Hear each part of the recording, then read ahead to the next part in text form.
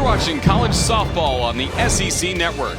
Today, it's the second game for the Alabama Crimson Tide playing in the Crimson Classic as Alabama looks to improve to 18-0 on the season. Today, it's Alabama hosting Southern Miss here at Rhodes Stadium in Tuscaloosa. Hello again, everybody. I'm Roger Hoover alongside a former Tide standout, Rachel Bobo. Glad to welcome you to our broadcast. And in Game 1, we saw Alabama pull out a Tide victory 2-1. It was really impressive how Alabama was able to get the win. Yes, absolutely. And honestly, it was a pitcher's duel for most of the time. Alabama only, like you said, only scoring 2 runs and MSU scoring 1. But really, Gregory and the other pitcher, Mckenna Gregory was excellent in the bullpen. Yes, did really well in the bullpen and did great with the off-speed pitch, really keeping the Alabama offense on their toes, but also being able to exploit these hitters. But unfortunately was not enough to topple the Crimson Tide. Well, early on, the Crimson Tide did gain the advantage in the bottom of the second inning thanks to a big hit with 2 outs by Kaylee Tao. I mean, great hitting here, staying on this pitch, getting both of these runs across the board to give Alabama the go-ahead 2 runs and essentially the game-winning run as well. And then, again, great base running by these two, both getting in. And then in the third inning, Charlotte Eccles got the base hit here, scoring Joinder from second base, getting their 1 run across, and again fighting back here against this Alabama team. And then getting the final out here is Claire Jenkins coming back from an error that she had made previously and getting the runner out at second base. Great win by Montana Fouts and great win by the Crimson Tide. Fouts was excellent, another complete game victory, and she collected strikeout after strikeout. Now Krystal Goodman would like to do the same in this ball game going up against Southern Miss. Goodman getting the start today for the Crimson Tide, already 3-0 on the season. She has done really well this year and also has a couple of pitches to work with, has a great, nasty, as Patrick Murphy referred to it, a nasty changeup, and throws a great screw, a drop curve, rise, and a really hard drop. So really just all elements here for Krystal Goodman and just a tough pitcher to go up against. So it'll be Goodman in the circle for the Crimson Tide. Going up against the Southern Miss Golden Eagles. Did lose earlier today to St. Francis, but this is a really talented lineup. They are 9-6 coming into this matchup. Madison Rayner will lead things off, followed by Nelson at second, Van Schaik at first, Lacey Summerman batting cleanup, and then Alyssa Davis at third, Destiny Brown at center, Pap catching, Hill the designated player, and then Caitlin Passo will be in right field.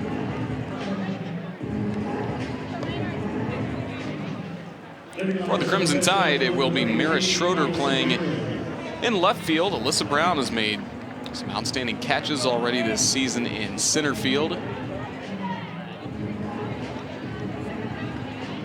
Schroeder in left, Brown in center, and then KB Sides will be Alabama's right fielder for the second straight game. And then the infield stays the same as well for the Crimson Tide. Morgan at third, Jenkins at short, Wallace is at second base, Towles at first. Only change, Reagan Dykes. She will be the catcher, working along with Goodman today. Reagan, just an overall great person to have in your lineup, a senior leader, and just a really great catcher and a great arm to be able to throw these runners out if they get on base. Ball game starts with a foul ball just down the left field line off the bat of Rayner.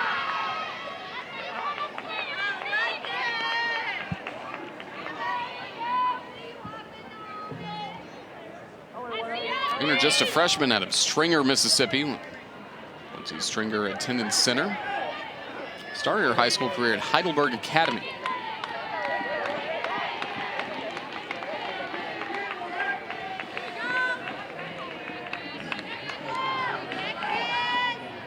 Goodman back to work.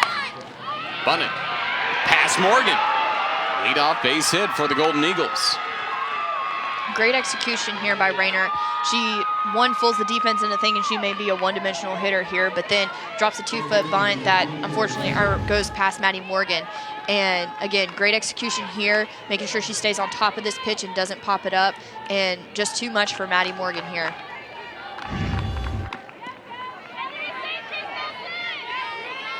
Bunt infield single for the Golden Eagles to start their game with the plate. Now it's Chase Nelson, the second baseman. She drops down a bunt, but it's foul.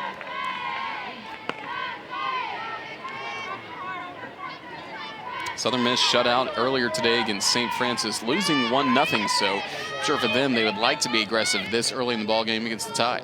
Yes, absolutely. They don't really have anything to lose here necessarily, but Alabama, again, still trying to keep that 17-0 run going through this game. But also, too, with these players from Southern Miss, I mean, they're here to play. They came to Tuscaloosa for a reason, and they're not going to be – nobody's going to sit down and lay down for this Crimson Tide team. So just staying in the game and doing what they do best and using their short game and using their speed as much as they can. Coach Holly Hesse there, her 5th season as a Southern Miss head coach.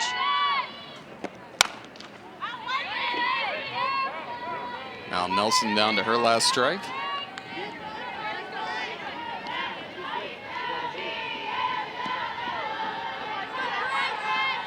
Goodman this year 3-0, has had 12 strikeouts compared to 5 walks.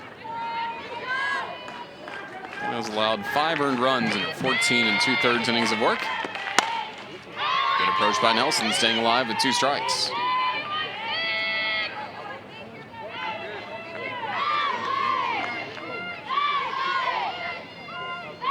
Marigold, Arkansas native Chase Nelson. And she is actually a transfer from the University of Missouri as well, so it's kind of getting to see a little bit of SEC action here today. Staying alive, and this is giving that entire dugout and lineup a chance to see what Krystal Goodman is working with. Right, really good at bat here, just taking her deep into the count, seeing as many pitches as possible, and even getting a glimpse of that off-speed there that Patrick Murphy was talking about. Just a lethal combination when you've got such a high speed and then breaking it down to lower 50s, maybe even upper 40s. The 0-2. Base hit to center. Rayner to third. In there without a play on the single by Nelson. Great hitting there and great at bat. Just waiting for her pitch, fouling off the ones that were not something that she could necessarily drive, and getting it through the infield and now ending up with runners in first and third so they can maybe use the speed to make something happen and potentially even get another runner in scoring position. Wendy Hogan, her 5th season as Southern Miss head coach. Also had a standout career at William Carey University, not only playing but coaching there for several years before making the move to Hattiesburg. Very competitive program. Last year went on the road and defeated Ole Miss. It was really the highlight of their year, beating an SEC team in their own park. Now Sarah Van Schaik takes a strike. That kind of shows, too, that even though they do play in the SEC, teams can be taken down. Anybody can win on any given day, and I know that Southern Miss, that's one of the games that they look forward to, is playing them and being able to see that level of competition and even use that to increase their RPI, too, for postseason. Of course, Van Schaik, familiar with Ole Miss, played there as a freshman and sophomore, 2016-2017. 0-2. She transferred to Southern Miss last year, started 48 games, hit .250. Home run, 21 RBI. Hitting .419 to begin this season.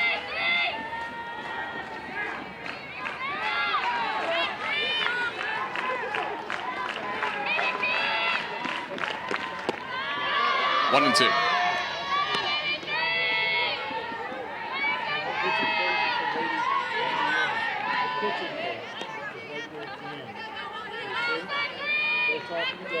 Sarah Van Schaik transferred in from Ole Miss. Lacey Summerlin from Georgia, and then Chase Nelson also came in, as you mentioned earlier, Rachel, from Mizzou. Breaking ball, just fell. Still a ball and 2 strikes, and Goodman's really having to work a lot of pitches for her in this top of the first inning with nobody out. Right, I mean, just one, great job by Southern Miss for making her earn these outs, essentially. I mean, there's still no outs with runners at first and third. You at least get the runner at third in with a sac fly, which Van Schaik should be able to do pretty easily, and maybe even getting a base hit out of it. But Krystal Goodman, like you said, really having to work here to get these batters out, which proves how much Southern Miss is a force to be reckoned with. Jenkins has it. This brings in the first run for Southern Miss. RBI ground out for Sarah Van Schaik, brings home Rayner. Hey, she did her job. Even though she did get out, she still got the runner cross and put them on top in the first inning. Great stretch, too, by Kaylee Towle there, making sure, because, I mean, Van Schaik deceptively fast here. Claire Jenkins had to make a pretty quick throw to get her out, and, again, Towle making the great stretch and the run getting across. So after they were blanked earlier today in 7 innings against St. Francis, Southern Miss comes right back with a run top of the first inning, and that's only the first out. Not only did that ground out score Rayner from third, but Nelson moved to scoring position at second. Summerlin takes strike one.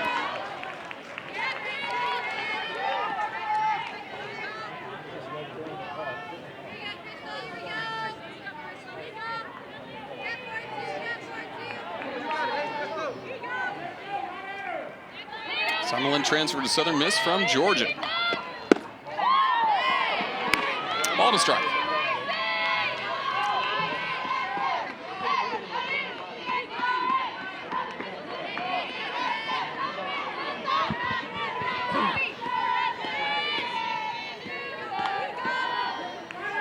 Alabama native from Mobile. It's Baker High School.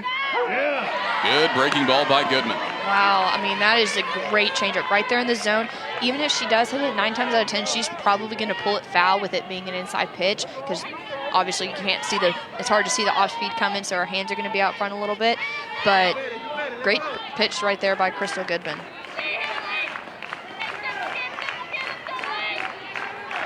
Now the 1-2. Right to Wallace. There's the second out. Once again, Nelson advances on a ground out. Now she's at third. 2 away.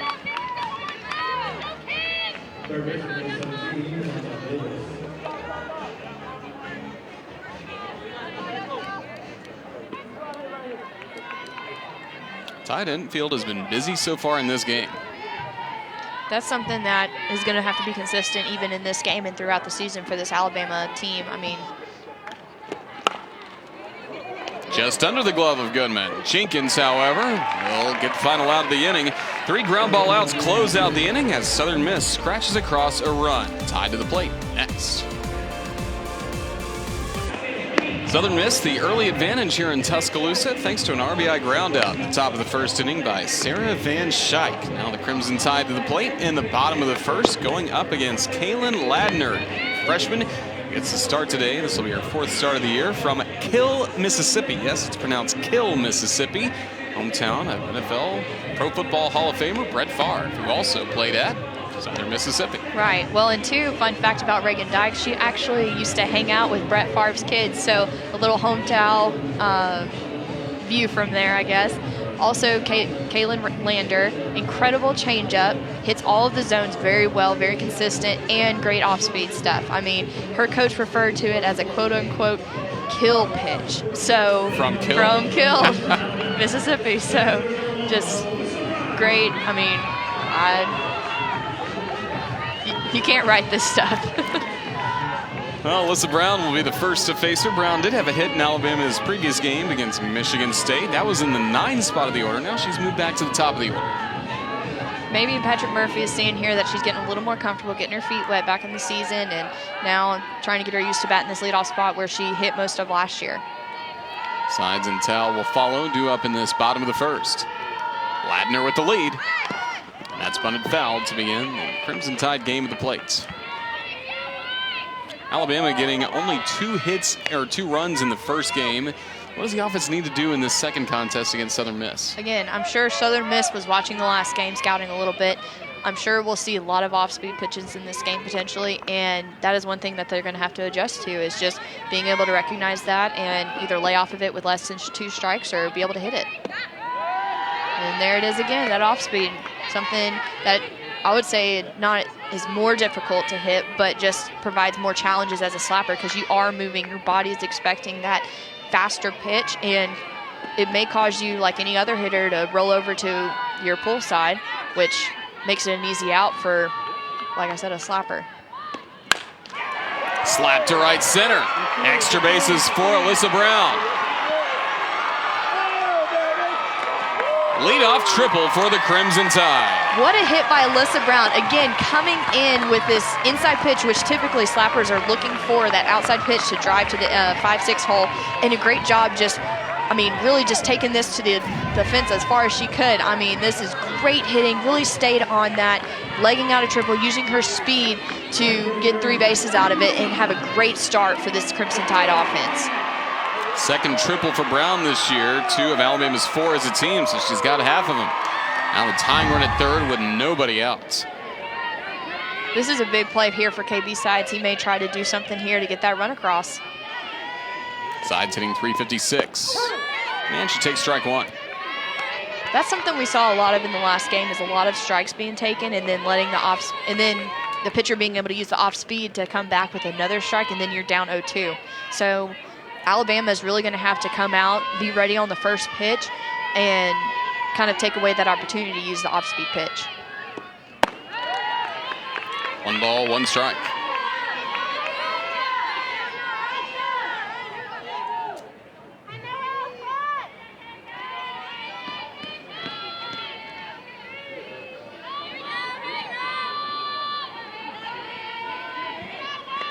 The 1-1. Breaking ball catches the outside corner. 1-2. Crimson Tide led by head coach Patrick Murphy, really the father of this program, led the Tide to a national championship in 2012, and this is one of the most talented bunches he's had in years. Absolutely, and even coming from the underclassmen, like KB Side, Maddie Morgan, really stepping in this year to fill holes in the defense and even in the offensive lineup. Big swing and a miss. Upstairs pitch off this plate. Side strikes out. So Ladner with her first out. Defense behind her features Madison Rayner in left, Brown in center, Caitlin Passo in right field, and on the infield, Davis at third, Summerlin at short, Nelson at second, Van Schaik at first. And it's a battery of Samantha Papp catching, Kaitlyn Ladner in the circle. Ladner now coming up on some of the biggest hitters in the Alabama lineup.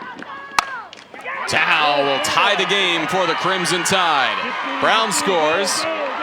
Late pickup by Passo. On to third. Tao is in there safely. It's a 1-1 game. Such a big at-bat by Kaylee Tao. Again, last game she had waited and waited and waited for the pitcher to come to her. Now she attacks from the first pitch on and just really takes initiative and takes the bat into her own hands. That's a great job and great adjustment from last game for sure. And even legs out a triple on it. You can see that ball's barely fair there. Perfect spot for her to be able to easily leg out a triple, not even close. I mean, doesn't even make a throw to third base. It really gets this offense started. Her first triple of the year. Ties has scored 1. Now she's the go-ahead run at third with only 1 out. Bailey Hemphill at the plate. Crimson Tide will love a deep fly ball from her here. Breaking ball, a strike. There's that off-speeded pitch again. I mean, with these big hitters coming up, I would not be surprised if you saw that a majority of the time with especially Bailey Hemphill and Mary Schroeder up to bat. And if she can throw it for a strike, that's even better. Ladner's allowed 2 triples already. Gets ahead of Hemphill, and no, that's 1-1.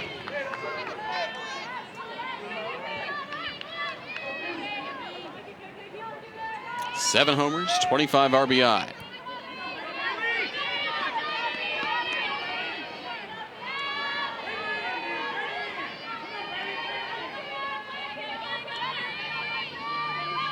The 1-1. Miss low again, 2-1. One thing that Ladner can't do with Bailey, I mean, I guess she could in this situation because she does have an open base, but is to walk her. She needs to go at Bailey Hemphill, be ready. I mean, even if it's the off-speed back-to-back-to-back, make her make an adjustment. Make her do something different in order to be successful.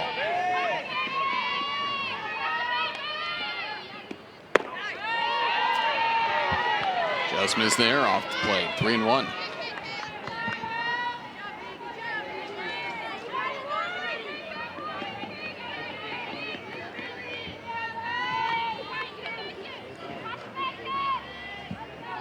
Hemphill hitting .433 with runners on base, .476 in scoring position. There's a strike, full count. I honestly would not be surprised if they threw another off-speed here. The only time Bailey really likes to hit the off-speed is when, or actually she doesn't really like to hit it at all, but when she does, it's with 2 strikes. She typically does not like to swing at it before that unless she goes in with that plan. Breaking ball is fouled away. Got in front of it and it looked like she was ready for it. Yep, she was. And that's, I think, something that most people would put on their scouting report is she not necessarily struggles with the changeup, but does not like to hit it. So pitchers may use that to get ahead real quick and then set her up on an outside pitch. Runner in third, only one out. Ladner could really use the strikeouts. Payoff pitch. Line to third, stopped by Davis. She will get the out at first, and that keeps it a 1-1 game. Wow, what a shot by Bailey Hemphill, but an even better play by Alyssa Davis. I mean, that was a bullet coming right at her head, and I'm going to be honest, as an outfielder, that would have scared the mess out of me. I mean, way to keep it in front of her, saved a run for sure, and great play by her.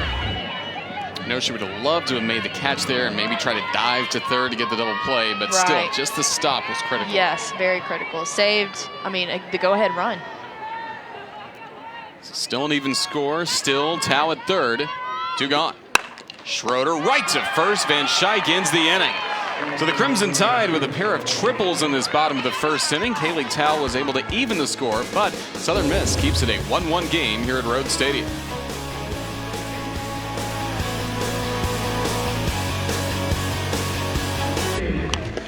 Thousands of live events, exclusive original programming, no long-term contract, only $4.99 a month. For more information, visit ESPNplus.com. Well, Alabama locked in a 1-1 score with Southern Miss after 1 inning of play. We've already seen some more offense at times in this game than certainly what Southern Miss saw earlier today against St. Francis. And of course, Alabama only had 2 runs in its last ball game against Michigan State. Right. I mean, these teams are unfortunately maybe not making adjustments quick enough, so that's why we have such low-scoring games. But Southern Miss, again, getting out front, getting the first run across the board, and then Alabama responding right back, doing the same. So we're back to a 0-0 ball game. Destiny Brown first up. Center fielder hitting .256. It was a bunt single that got the Golden Eagles going. They had another single after that, but then 3 ground ball outs by Goodman. Really settled in a little more to her start. Right, and that's key with a pitcher, especially giving up that first run. Being able to come back and get the next 3 outs is critical, because once the bleeding starts, it's hard to get it to stop again. Now 2-0. Brown leads the team with a pair of home runs this season.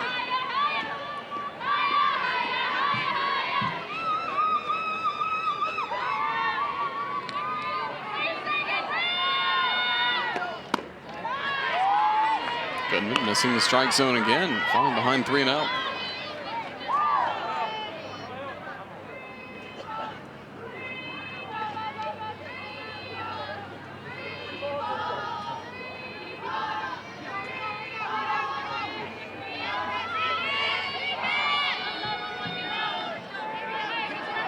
Now the 3-0. 4-pitch walk starts the inning, and after the offense gives you a run, the last thing you want is the leadoff walk to begin the next inning. Right. I mean, this gives an opportunity to, one, move the runner in scoring position with a bunt or maybe a slap and run sort of situation. But again, Southern Miss really using this to get ahead and taking advantage of the 4-pitch walk. Montana Fouts are in the win in the first game for Alabama, and she's right there charting pitches with Coach Murphy, continuing her education in her freshman year. Yep, and I mean, even here in this situation, Montana has been just a great pitcher, great asset to this Alabama team, really becoming a leader even as a freshman, and just really helping to limit the offensive power of opposing teams and helping Alabama to be able to win games with only 2 runs. And again, that's something that Alexis Osorio had to do as well, and Sydney Littlejohn. So maybe Alabama could work more on their offensive power, which obviously they have the capabilities. I mean, they've had 16-run games, so being able to use that may help these pitchers out more. Pap lays down the bunt. Goodman will get the out at first. Good job by Skylar Wallace covering in time. Good sacrifice bunt, though, for Pap, advancing Brown into scoring position. Again, textbook softball right here, getting the sac bunt down, moving the runner over to into scoring position, and giving Heather Hill the opportunity to knock the go-ahead run in.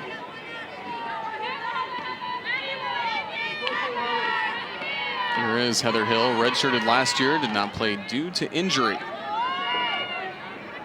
Previous year, as a freshman in 2017, made 32 starts. Speaking of injury, one of the players that went down, Kaylee Fruget, tore her ACL, meniscus, and broke her leg in the tournament earlier this year against Baylor. Just a huge loss for this team, and something that they've had to kind of have a growing year and find replacements to fill the lineup and stuff like that. So we certainly wish the best for her, and it'll be a long recovery from that injury. Again, like you mentioned, just trying to score in just midair. Yeah, just happened. Yeah, it almost looked like she was trying to stop or go back to third or maybe even hurdle the catcher, which her coach said was something she frequently did, which I don't know how an athlete frequently does that. But unfortunately just had a very bad accident and just collapsed and has had a season-ending injury, and unfortunately, like you said, will be a long recovery back. Wish her all the best. Well, Hill has gotten in front. 3 balls, no strikes, just like Brown, who drew a 4-pitch walk earlier. There's a strike. Dykes got it quickly back to the pitcher. I think that was actually supposed to be a throwdown. Yeah, Krystal Goodman looked kind of shocked, and Reagan Dykes' face after that looked like she may have thought that she had the runner picked off. And it sure does look like it. Looks like Destiny Brown just kind of got stuck there off the bag. And saw the reaction from Dykes as well. Yep. She was frustrated. Now the 3-1. Popped up into the crowd. That's a tough play, too, as a pitcher, because, one, she may be throwing it back to you, and if you miss it, there's nobody behind you. That's going straight to center field, and then that would be even worse to have the runner score behind you. So really got to be paying attention there, and maybe miscommunication on Reagan Dykes and Krystal Goodman's part, but something that needs to be – obviously nothing bad came out of this, fortunately, but – Second walk of the inning from Goodman.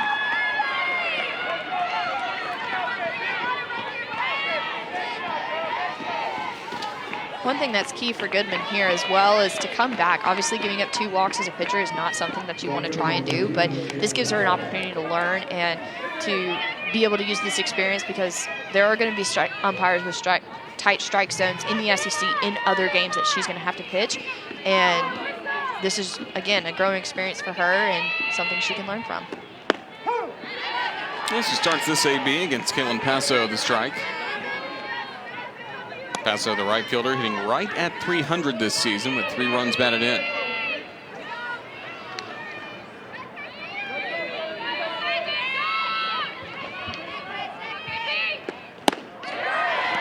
Now down the count, 0-2.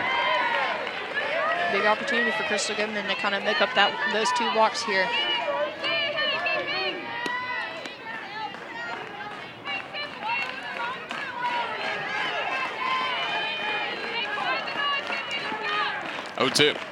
Got her swinging.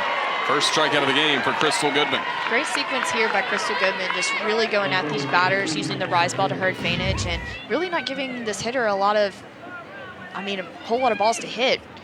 Just putting it right there close to the zone, but not close enough to where she can make great contact and get a hit out of it. So great job, Krystal Goodman.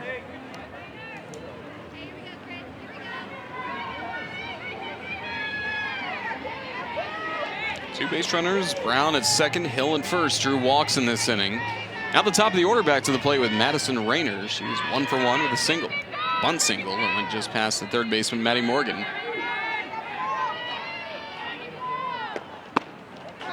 There's the throw to second. Runner safe. Good pickup there by Skylar Wallace. May have saved the runner from the dancing.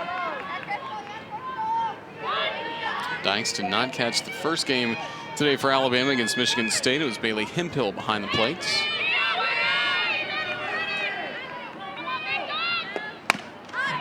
Count evens to a ball and a strike.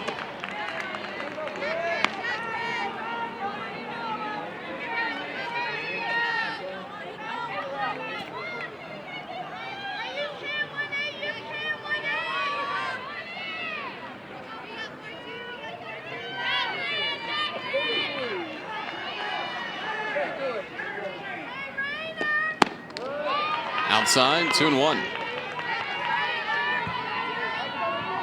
Great results for Krystal Goodman at Chipola Junior College. Went 26-2 as a sophomore, a sub-1 ERA of 0.46 before she transferred in to Alabama.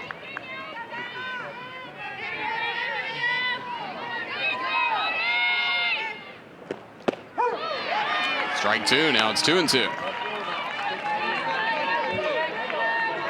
Great location right there by Krystal Goodman, right at the knees. Not a pitch that particularly most hitters are going to go for, so great job catching the bottom half of the zone and getting the strike call.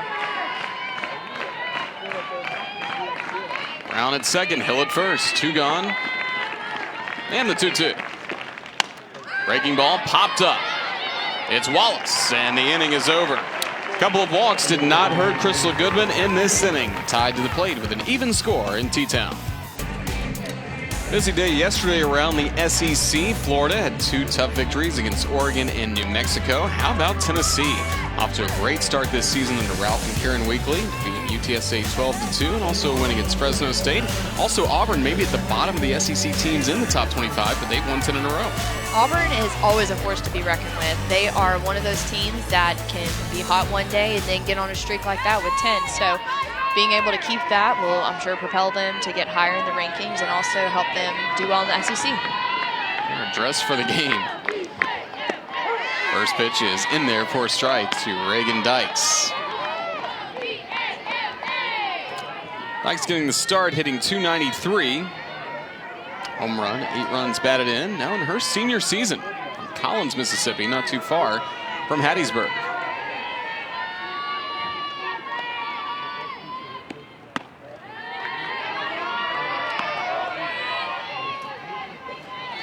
One thing that's cool about Reagan, you had mentioned that she is from Hattiesburg.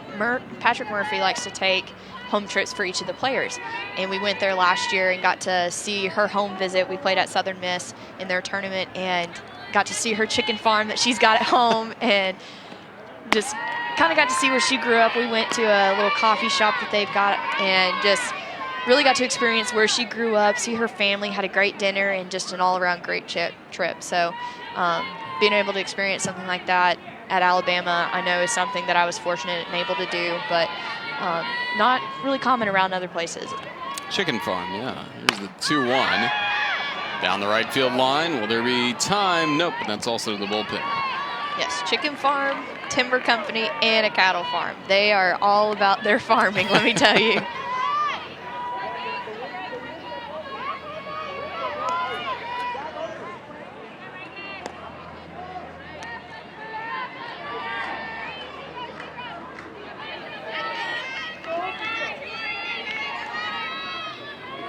Last inning started with a triple. And now the count full, 3-2. Even with allowing those 2 triples, Ladner was able to work out of it, setting down Hemphill and Schroeder to keep it a 1-1 score. That is a big thing to be able to do as a pitcher is, one, stop the bleeding. I mean, again, with 2 triples, you think, oh, that second one's for sure going to score and at least get, 2 runs across. But she was able to come in and shut down, like you said, Bailey and Maris Schroeder, and great job by her. Deep to center, but there's Brown for the out.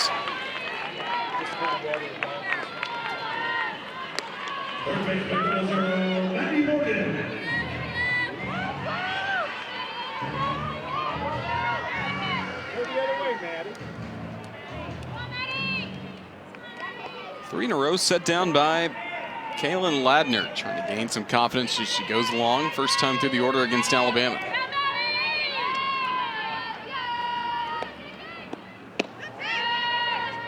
Ball 1 to Morgan.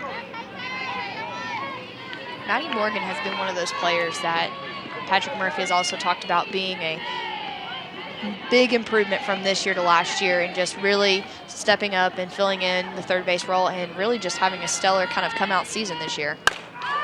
Another one to center. There's Brown. This time just shy of the track, 2 away. Both of those last 2 hits right on the money where they need to be just shy of, potentially hitting a home run. So I think Alabama's starting to figure out kind of what Ladner has and knowing that if they do get down in the count, one, to expect the off speed, but also hitting ahead in the count and knowing that the harder stuff is going to come first. She has a pretty good post-out routine out there. She knocked down a 3-pointer, looked like, used the bow and the arrow. Oh, yeah, just got to keep it funky out there in the grass. Here's Claire Jenkins. Take strike 1.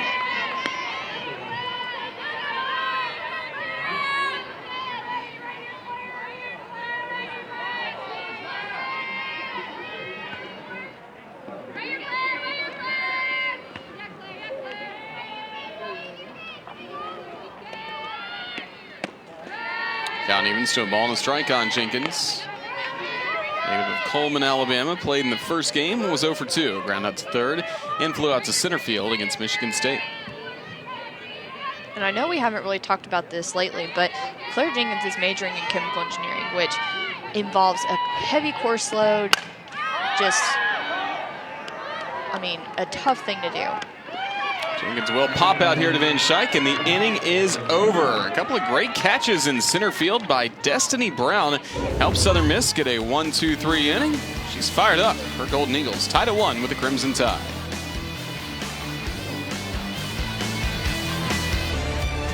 Tuesday, the number 7 team in the nation is back on the SEC Network when Tennessee hosts Mississippi State in Knoxville. 9 Eastern, 8 Central. You can always watch it on the ESPN app from anywhere. Tennessee may be in the top 5 if they can get a win tomorrow against Kentucky in Knoxville. Fun time of the year when you got baseball, softball going on. Everybody locked in. Of course, this campus is buzzing. A big matchup tomorrow morning for the Crimson Tide against LSU, also near the top of the standings in men's basketball. Yes, this is kind of a make-or-break game for them. If they win, they're probably going to make the NCAA tournament, which is big, but also a great game in general. First pitch, Nelson will visit left field. There's Schroeder for the first out on the first pitch. Here's Schroeder in left field, making that play look like something she does every day, which probably is, honestly. So her celebrations. Yes, little outfield hand jibes.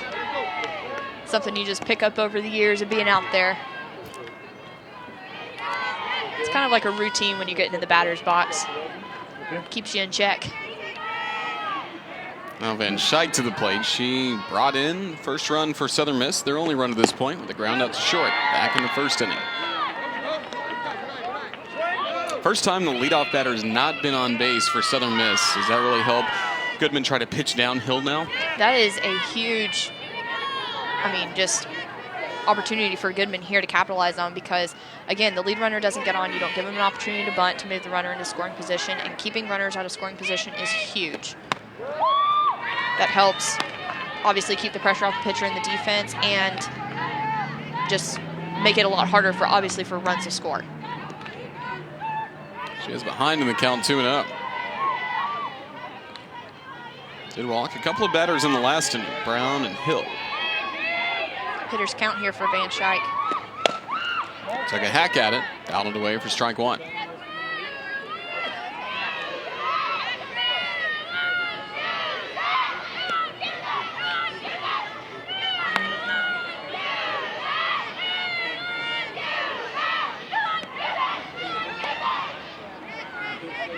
Van Schaik again started her career at Ole Miss 2016, 2017. So good results for the Rebels. Golden Eagles fired up in the dugout. Got some rally caps going. 2-2. Wow. That was a great pitch.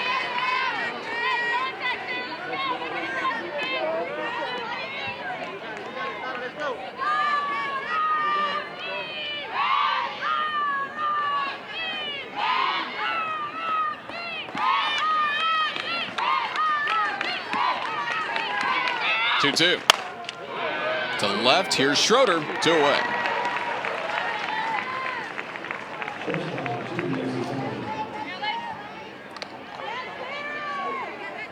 Different outing here for Krystal Goodman a little bit too. Getting the first 2 outs right off the bat, showing some, getting more comfortable in the circle, getting used to playing at Rhodes, and showing almost some veteranship here in this inning.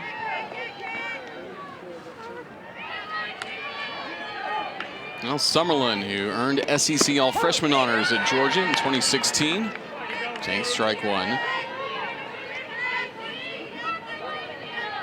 He was a starting shortstop 2 years in Athens in 2016, 2017.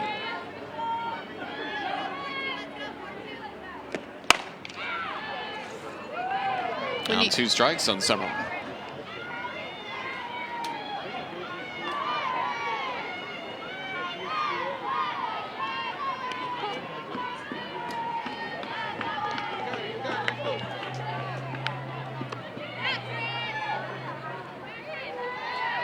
Using the glove as a rally cap, and there's a tower of gloves. It's a common thing that you've been seeing. Don't really know if it works that well. It's on Jamie Powell. That's low. It's only in the top of the third inning. Is it almost too early for a rally cap? Everyone's still trying to settle into the game. But I definitely think it is. I feel like that's something for a maybe 5th or 6th inning thing at least. There's the double visor. It's a new one. Like a duck bill. Something you don't see every day, let me tell you. You don't see that either. This is a very young team, 14 underclassmen, so I don't know any better. Hey, whatever works.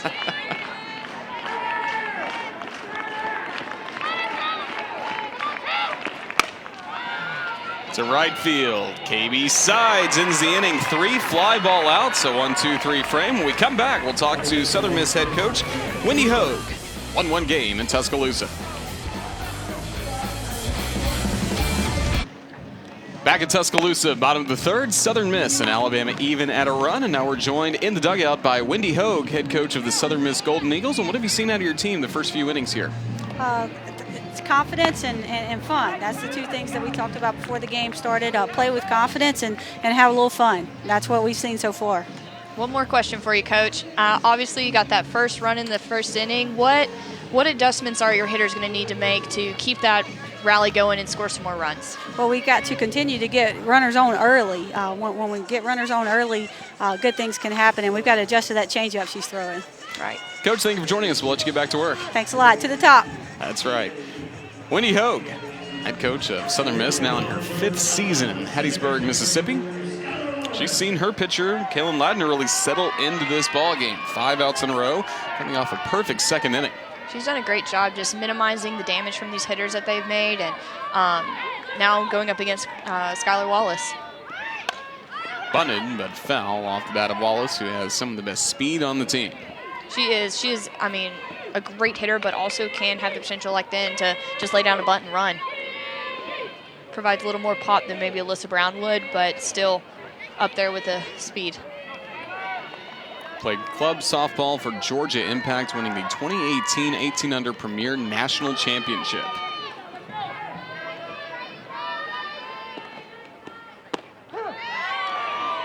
Strike there, 0-2. I heard Coach Murphy say that she could have gone on the trip to Japan, but instead wanted to stay with that club team in the summer, and they were in Japan watching on their iPhones as she was able to collect the championship. Right, what an accomplishment. That's, again, winning any kind of championship like that, especially to that volume with that many teams competing, is such an accomplishment, and kudos to her for being able to be a part of that.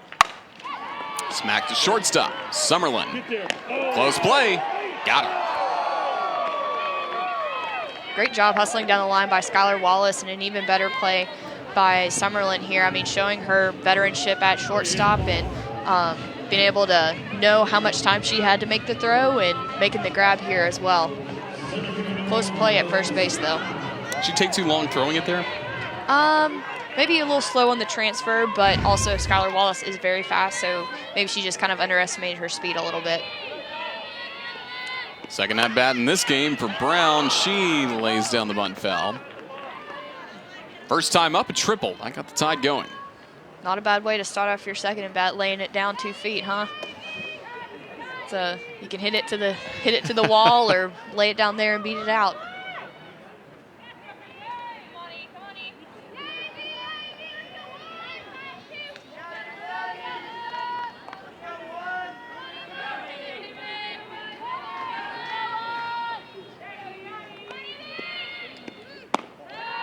Just high, ball and a strike on Brown.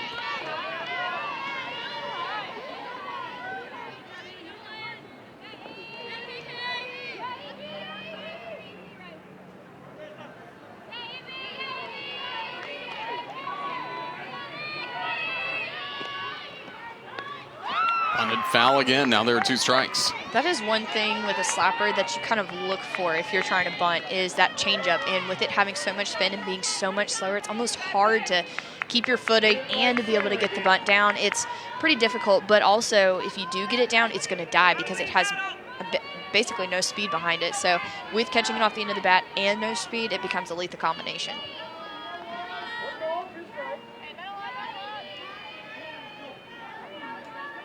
Ladner's 1-2. Wicked movement on the breaking ball. It's 2-2. Still using that off speed to kind of keep the hitters on their toes and just, again, going at these Alabama hitters, knowing where to throw the ball when she's ahead or behind in the count. Just great execution by Ladner.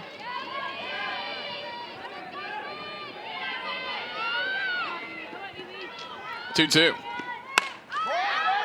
Popped to shallow left. This will be tough for Summerlin, but running in is Rayner. What a grab. Great play by Rayner here. I mean, freshman, not really knowing the field that well, never played here.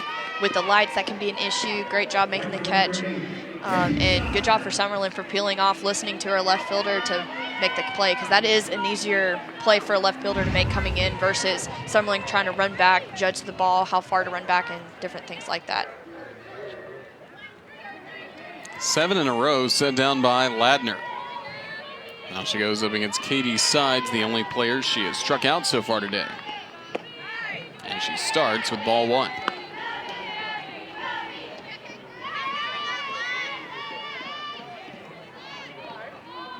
Sides will talk with Coach Murphy, also with Kaylee Tao, who's waiting on deck. Kaylee Tao is, again, one of those forces to be reckoned with in the Alabama offense. And with KB Sides up to bat, if she can get on base, Kaylee Tao hit the triple last time. I doubt she'll see an inside pitch for the rest of the game, but she may still be able to take an outside pitch opposite field and drive it. But also Ladner doing well and striking out KB last time, so maybe she'll get the same result.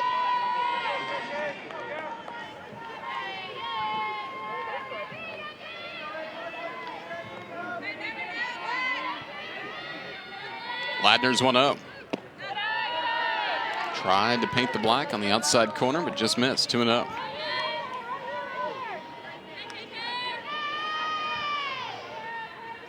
Mostly has been pitching to contacts.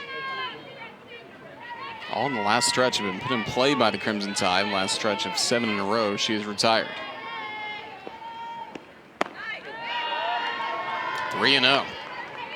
Great eye by KB Sides right there, Ladner trying to catch the top of the strike zone, just missed it barely, but a good pitch to kind of wave in front of KB Sides and make her possibly chase a little bit.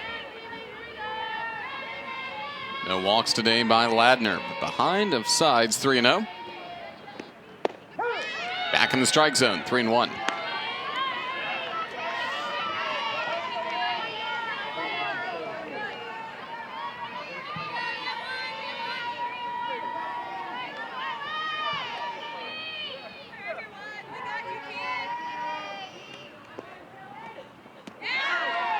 Ball 4.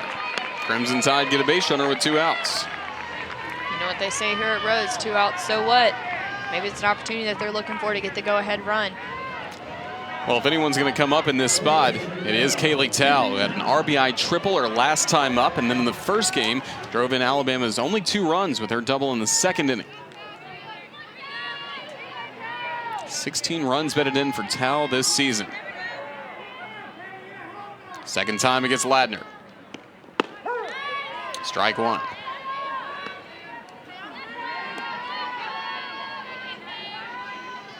That was a very important pitch by Ladner here, just because, again, Kaylee Tao is one of the better hitters in the Alabama lineup, and getting ahead of her, making sure that she's more in control of this at-bat than anything. Runner goes. Late throw to second. Sides in scoring position. Definitely a good pitch to steal on here by KB Sides. Kind of an off-speed pitch, giving her a little extra time to be able to steal the base with ease, essentially. 10th stolen bag of the year. She has not been caught stealing.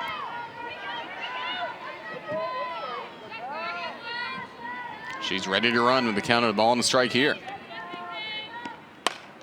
Tao fouls it off, 1-2. Earlier, it was Sides evening the score with this triple. Kaylee Tao running, getting this triple, legging out, getting a run across the board, and again, Alyssa Brown had the triple earlier to get all the way over to third with little to no help, and Tao again putting the team on her back and getting the run across.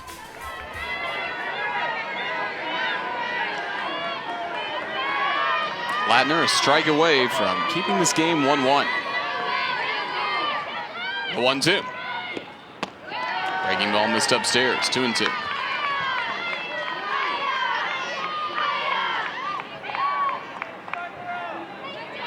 Howe, a .438 two-out hitter. She loves moments like this. Definitely. She is one of those clutch hitters is what we call it, and just loves to live for the moment like this. Just found back of home plate. Still 2-2.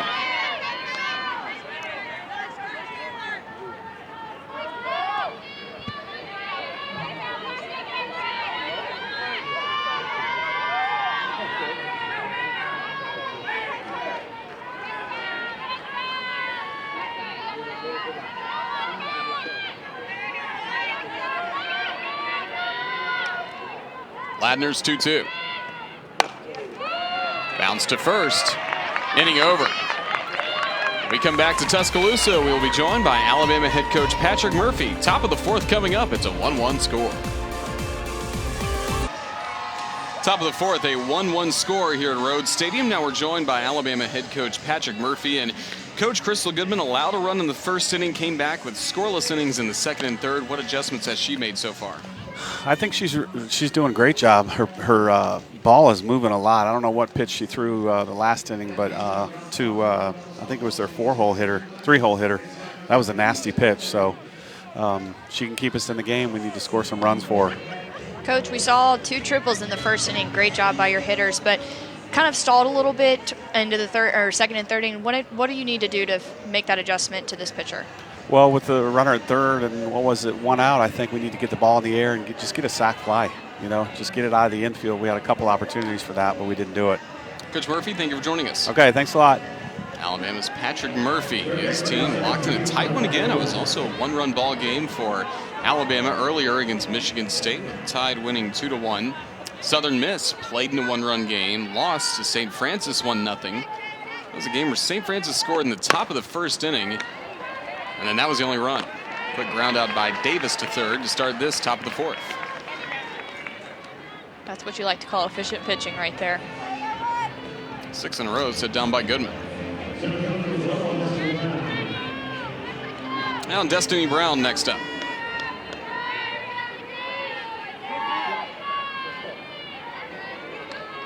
She drew a 4-pitch walk that led off the second inning. Good pitch. Taking no time to go right at Destiny Brown here.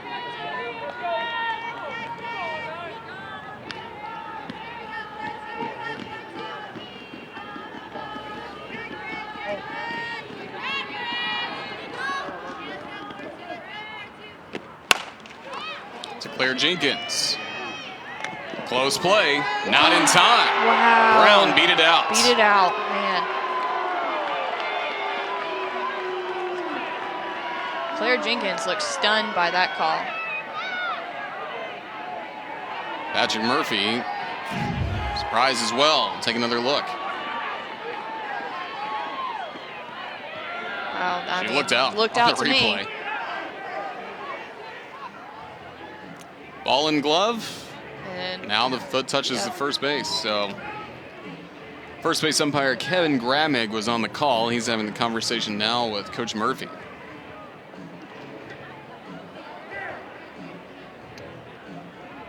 yeah, ball clearly beat Destiny Brown here to the bag. Did look closer on this angle. Still right in there. Well, Southern Miss has to take advantage of this. Absolutely, and I mean, again, 1 out here, kind of not given a play, but given the opportunity to capitalize on this, and you have, I mean, great hitters coming up in the lineup to possibly hit her. Arizona to a winning streak. Of course, Alabama won earlier this season out west in Arizona, and then also Oregon, maybe a bit of a surprise, dropping 2 games to the Florida Gators and Cal State Fullerton. Back in Tuscaloosa, Alabama, as it's turned into a cool night. Temperatures in the low 50s. This second ball game for the Crimson Tide today, playing in the Crimson Classic. Southern Miss sticking right with the Crimson Tide. Kaitlyn Ladner, starting pitcher, has turned in 3 innings, back-to-back scoreless innings for her. Hasn't allowed a hit since the first inning. Nimble skies it into left center. There's Brown. What away.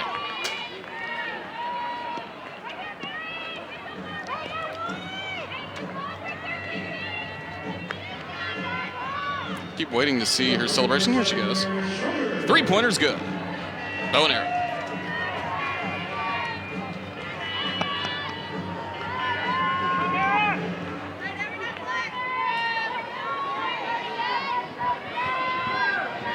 Now Maris Schroeder.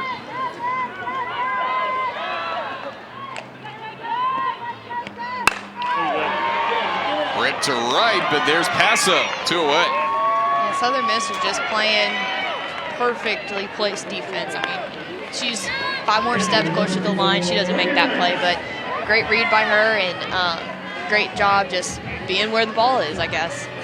2 pitches, 2 flyouts for the Crimson Tide. Ladner would love a 3-pitch inning. Most pitchers do. Most pitchers do. Now some rally visors for the Tide as Reagan Dykes steps in.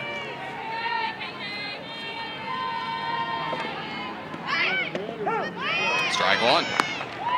Ladner pitching with confidence. Yes. Still using that off speed to get ahead on these hitters because, again, most of the time Alabama is not going to go in there looking for that off speed. And she's going to take advantage of that, especially when it's a 0-0 count, trying to get ahead here, and she knows she can throw for a strike. Under Ladner. Diving stop by Summerlin. That's all she can do. Single by Dykes extends the bottom of the 4th. Great job by Reagan Dykes making the adjustment, just getting the ball in play where there's not a play to be made. It goes right through the pitcher's legs. That's a quick play for her to make, and then a diving effort by Summerlin, but again, not in time to get Reagan Dykes out at first.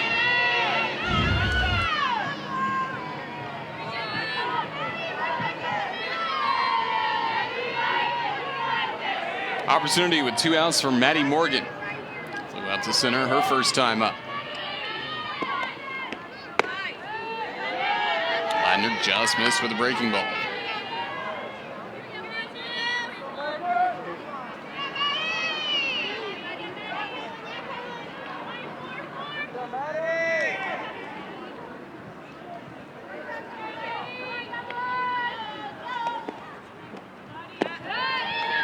Now 2-0. Good take by Maddie Morgan. Tough to do with that off speed. Started 13 games last year at second and third base. Now this year has been a very regular starter for the Tide. Has started every game at third base.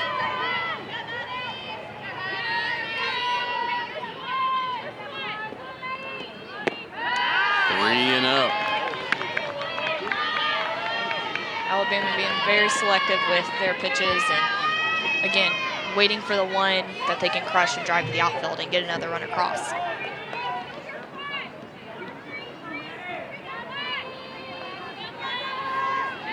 Dykes with the infield single extended the inning. Good strike from Ladner.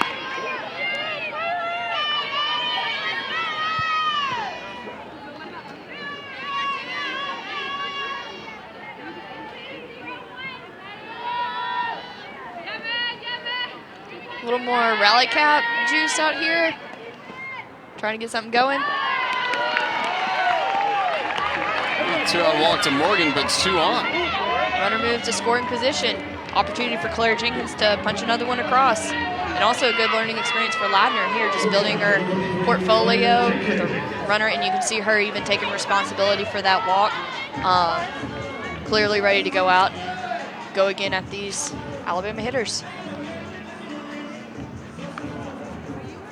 Visit to the circle for Ladner, who, yes, is only in her freshman campaign, and they're still trying to figure out some roles in this pitching staff as the season rolls along, and she's been impressive to this point against the Crimson Tide.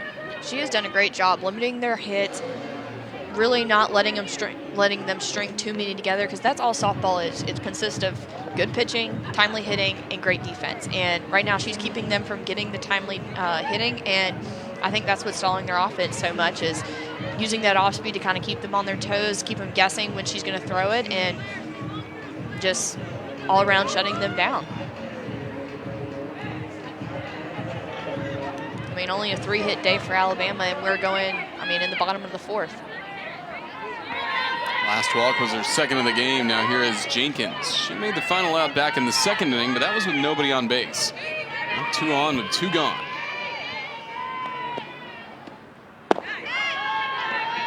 Ball 1.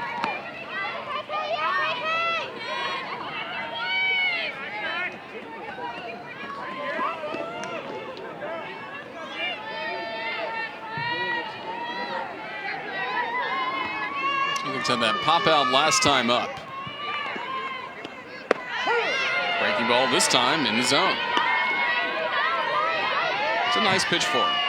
Definitely hitting the bottom part of the zone away from Claire Jenkins. Not a pitch she can really drive all that well, but close enough to where it can be called for a strike.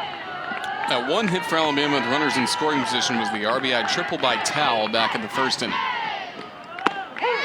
Over the plate again, 1-2.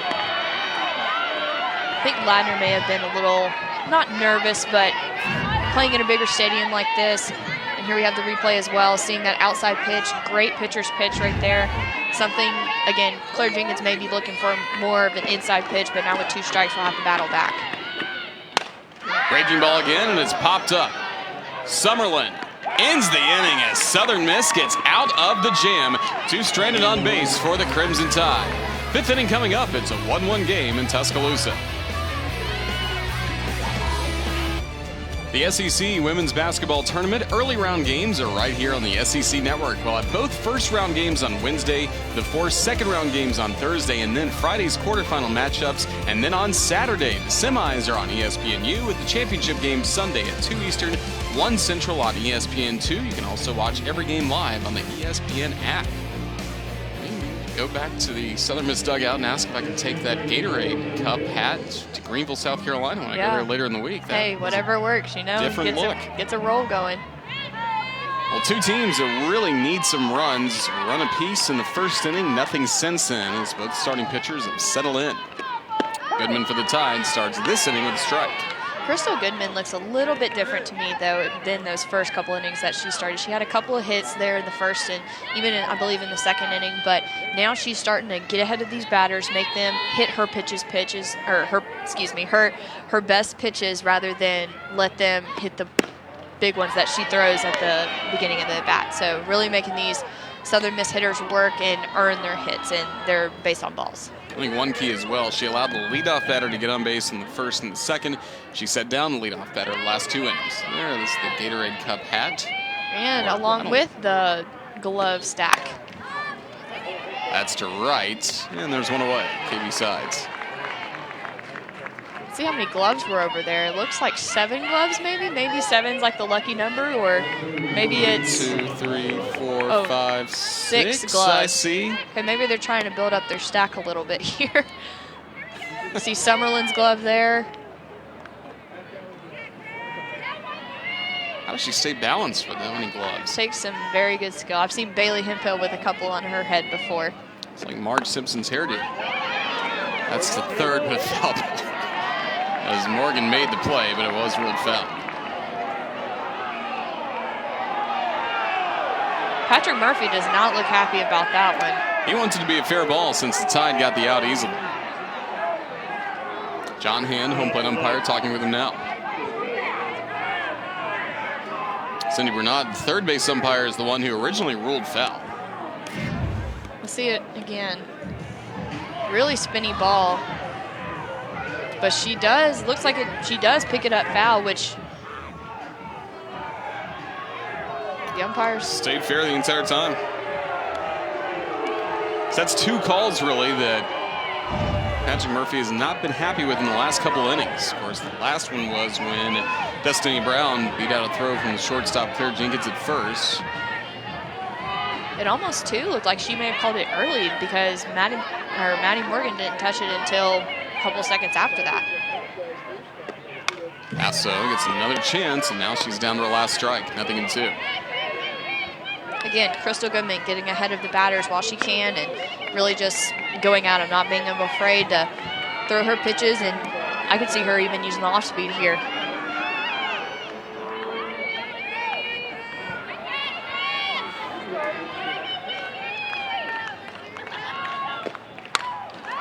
Softly popped, Dykes over, against the netting, couldn't make the catch. Great effort by Reagan Dykes. We've seen her make plays like that on a regular basis, but unfortunately maybe the dugout bathroom part kind of played a role into knocking it out of her hand a little bit, but great effort on her part.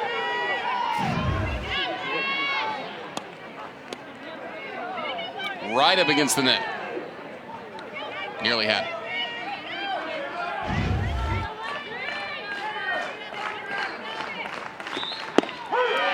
right over the plate. 2 gone.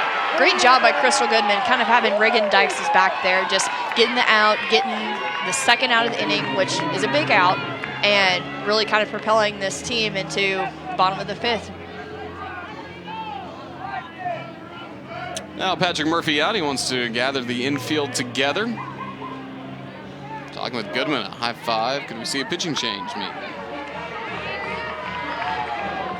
Looks like it, and they're bringing in Sarah Cornell. So Goodman with some good work into this top of the 5th inning. And again, Crimson Tide with a change in the circle. I'll tell you more in a moment. Krystal Goodman, 4 2/3 innings of work, did allow an earned run on 3 hits, a couple of walks, a couple of strikeouts, but really after allowing that run in the first inning, settled into this start. Right, really made it, she just looked completely more comfortable in the next couple innings, put up zeros on the board, did her job, and really gave Sarah Cornell the opportunity to have a great start here. And again, Krystal Goodman can re-enter into this game, so she is not burnt yet. But again, Sarah Cornell, one of those pitchers that just for Alabama gives them a little more depth. She throws primarily a screw, a rise, fastball, change, has that kind of in the works. But one thing that is kind of an intangible that she has is she is a high energy pitcher. She really feeds from her defense, just gets the ball and goes and does whatever she needs to do to help this Alabama team do what they need to do to win. Over 25 innings of work, a sub-1 ERA. She's 5-0. She's also got a save this year. She started some. Really can do it all for the Crimson Tide pitching staff. She definitely adds a lot of versatility to this pitching staff, as do Courtney Gatins and Madison Preston. Just gives a different feel to the batters and just a little bit different change of pace for them. Already, Goodman had gone 2 times through the order against Southern Miss. Now it's Madison Rayner up, top spot of the order. 2 gone, and she's strike 1. Taking no time to go right at this batter with the screwball. Great pitch by Sarah Cornell. It was Rayner that had that bunt single in the first inning that led to what has been Southern Miss's only run. 1-1 game in the 5th.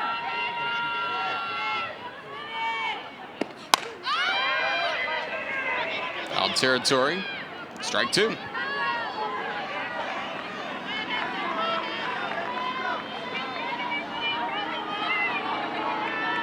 Cornell, we saw her kind of dancing around in between games, staying as loose as possible, knowing she had a chance to come in. Right, she is one of those players that's just so spunky and just almost a good, weird kind of player. Just one of those people that you love to be around, and really is just gives a new dynamic to this team, kind of a fun, fluffy personality to add. Her first year in Tuscaloosa, previously pitched at Hofstra. The 0-2.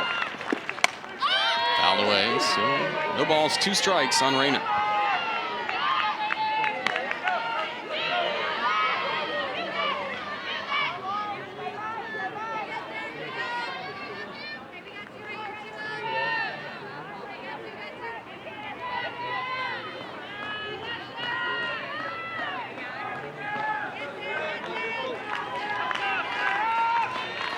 Her 0-2. And to left, Schroeder there.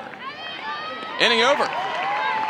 No base runners for Southern Miss in this top of the 5th. Still a 1-1 game at Rhodes Stadium. Bring your friends, bring your pets to the ballpark. It's a 1-1 score, getting ready for the bottom of the 5th here in Tuscaloosa. Roger Hoover joined once again by Rachel Bobo. Another tight game for the Crimson Tide, and the offense really needs to get going in the late innings here. Yes, what they're needing to look for from these batters is just consistency, making sure that they can read the off-speed pitch from Southern Miss pitcher and just really go at her and not be afraid to attack early in the count. And same on the flip side with pitching, not waiting until you get down 2-0 to attack these batters and really just trying to not get in these super high-stress situations. So, have you liked the confidence that Kaitlyn Ladner has been pitching with? She has done really well. She had the first inning where she let in that 1 run, but since then she's been lights out, really shutting down this Alabama offense. Skylar Wallace next up for the Crimson Tide. This is a really important weekend. Alabama trying to continue what has been a great start to the season, undefeated still. Right, they're 17-0, really trying to go for that record that was set. I believe it's 27 wins consecutively, so really looking forward to seeing if they can keep that streak alive this next coming couple of weeks. Needing a run here, entering the final few frames against Southern Miss in this second game of the Crimson Classic. Skylar Wallace leading off this frame, grounded up to short last time up.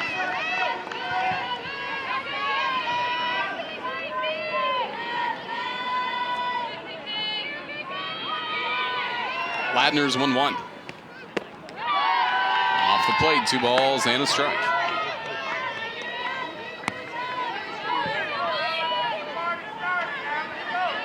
Mentioned earlier how important it is to set down the leadoff batter. She has done so in the last 3 innings.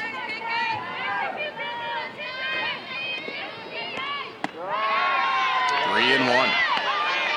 Keeping Skylar Wallace off the base here will kind of help keep the speed off the base, because you got Alyssa Brown coming up to bat, who, if she gets on, will probably bunt to move her over at least, and maybe even leg out a single with a bunt. So keeping her off the base is going to be a huge advantage for Southern Miss in this inning.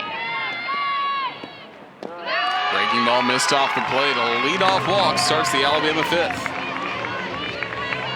Great at bat here by Skylar Wallace, keeping a close eye to the strike zone and knowing what's in there and what's not, and maybe not being able to get a hit, but finding a way to get on base as a leadoff batter for this inning.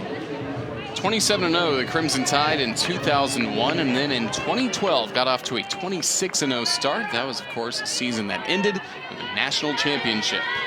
It's a great year in Alabama history. Tide on their way to a great season here in 2019. Winning the first 17 games, trying to make it 18. Victory in this game against Southern Miss. Alyssa Brown, second or third time up for her today, 1 for 2. Tripled back in the first.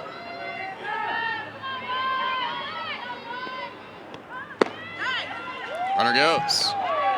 Stolen bag for Skylar Wallace, her 4th of the year. That was a great slide by Skylar Wallace, too, getting in under the tag, because it looked like the ball almost not beat her there, but was a close play enough to where it was questionable whether she was out or safe. So good job getting in there and using her speed to get the steal. And great job, too, by Alyssa Brown pulling that back into the catcher's eyes, which kind of hinders the throw a little bit, gives her kind of another element to add to catching the ball, making it kind of like a blind play, so to say. So good job by Alyssa as well. 41 stolen bases for the Crimson Tide, best in the SEC. Wow, that's a incredible stat, and plus it makes catchers from other SEC schools and in really any school kind of be like, you know, why are they getting all these stolen bases? Are they fast, or is it the catchers are not, you know, as good as they need to be to get them out, or, you know, kind of makes them a threat on the base path, gives them an extra advantage, one up from these other teams.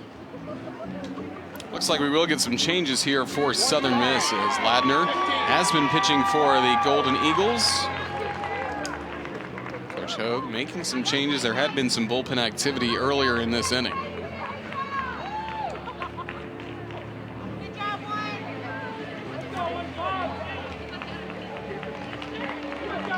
I believe it's Mckenna Pearce coming in for Ladner right now. She is a right-handed pitcher. And she's also a freshman, mostly down and out, comes in a lot to batters, and has an off-speed pitch.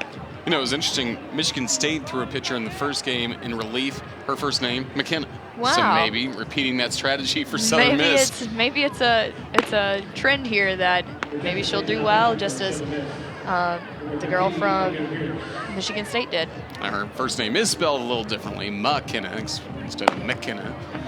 But the native of Daphne, Alabama, will take over for Kaitlyn Ladner, who got into a little bit of trouble with the leadoff walk this inning, and Brown's at the plate with nobody else.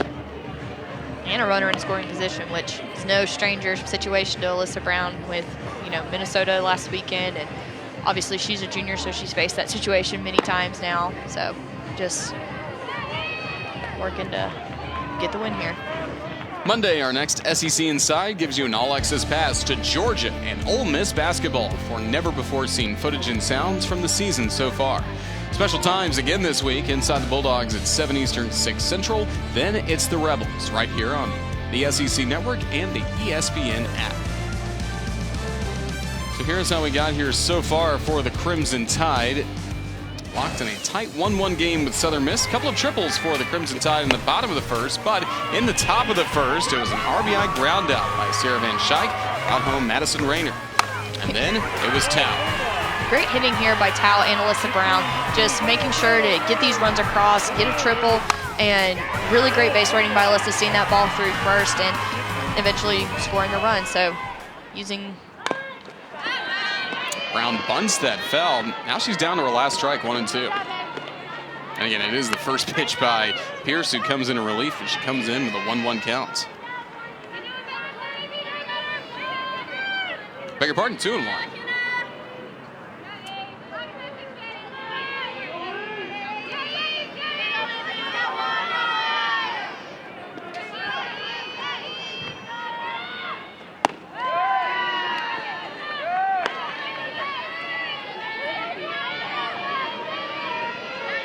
Pearce coming in a tough situation, hitting that runner at second with nobody out.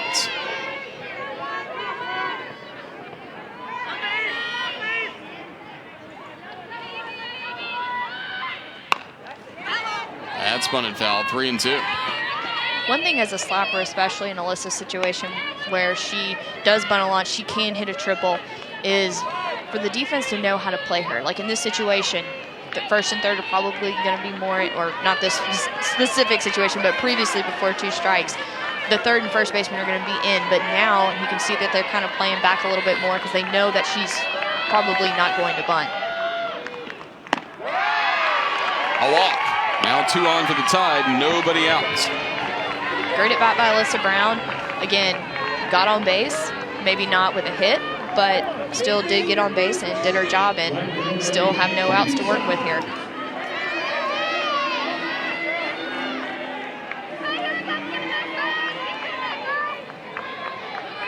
Here's trying to really settle in after coming in after Kaitlyn Ladner.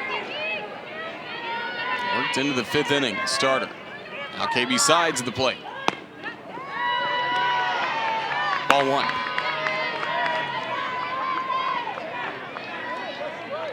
This could be a key moment here for Alabama. If KB Sides can get this bunt down here, that puts 2 runners in scoring position, giving Alabama not just a 1-run lead potentially, but a 2-run lead, which gives Sarah Cornell a bit of more cushion to work with when she comes back in for defense.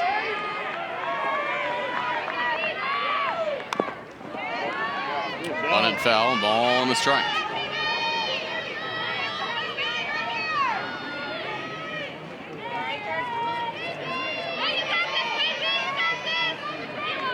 Walk last time up for Side, struck out swinging in the first inning, and that was with Brown at third base. She's got a runner in scoring position, Wallace at second, and Brown at first.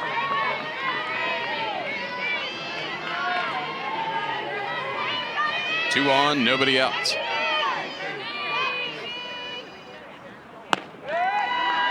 Ball 2.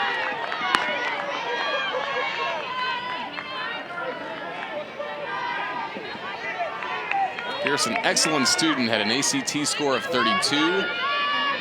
Graduated summa cum laude from Baker High School. Finished her high school career with a 4.2 GPA. She's majoring in computer engineering at Southern Miss. End of play. And there's 1 gone, but the sacrifice puts 2 in scoring position. Again, an opportunity for Alabama to capitalize on this and really kind of set the tone for the rest of the game. Because if Southern Miss can shut them down here, that's a huge momentum shift to Southern Miss.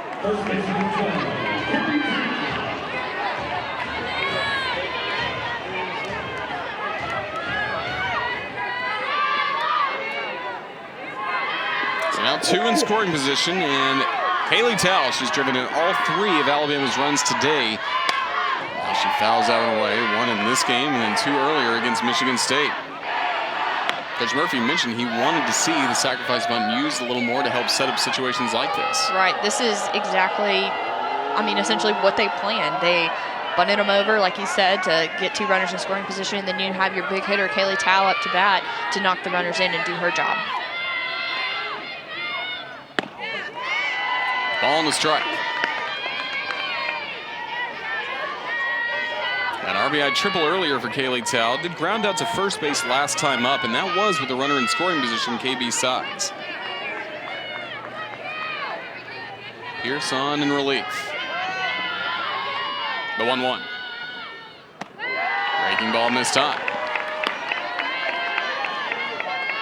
Pretty good pitch just to see if she would chase that. Yes, exactly. And again, trying to reach the top of the strike zone, kind of figure out what Kaylee Tao is looking for, and also kind of figure out where the umpire strike zone is and see if he may call that.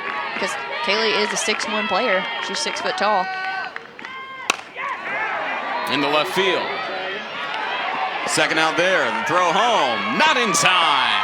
Kaylee Tao, the sacrifice fly, has put Alabama in front. 2-1 here in the 5th. That is exactly what Kaylee Tao is supposed to do in this situation here, to get the run across. Find any way, whether it be a base hit or a sac fly deep enough to get the runner from third in. And great job by Davis as well for cutting that ball, because that also saved Alyssa Brown from getting to third base, which, again, gets her one base, would have gotten her one base closer to scoring. So, and now brings up Bailey Hemphill, their big RBI girl right here. 1-run lead for the Tide. Strike call on Hemphill. 0 for 2 in the ball game. A line out to third. Last time up, she flew out to center field.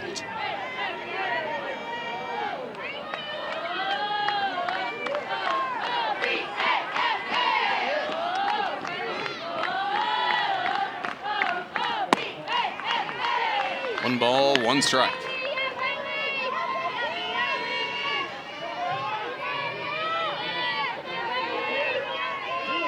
Hemphill, 7 home runs this year, most on the team. Next closest player, 3 homers.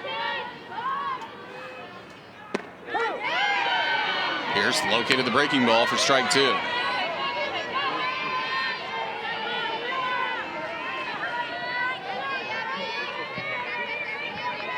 Alabama's offense, all runs driven in to begin the Crimson Classic by Kaylee Tao. That's one way to have, that's a good stat line to have. Fair ball. Alabama adds to the lead. Brown scores. Hemphill to second with an RBI double. It's 3-1. That's a great job by Bailey Hemphill, really getting that other run across, even with 2 outs, driving this run in and giving Alabama a little bit of cushion going into the 6th inning. Big play right here. And here it is again. Bailey staying inside of this ball. Well, kind of pulling it actually, but enough to where she can get it past Davis and leg a double out of it. And now we actually have pinch runner Chloe Anderson coming in to run for Bailey Hemphill. Maybe get a little speed, maybe even still third base here. 4th double this year for Hemphill. She drives in her 26th run. Now Alabama a little more breathing room.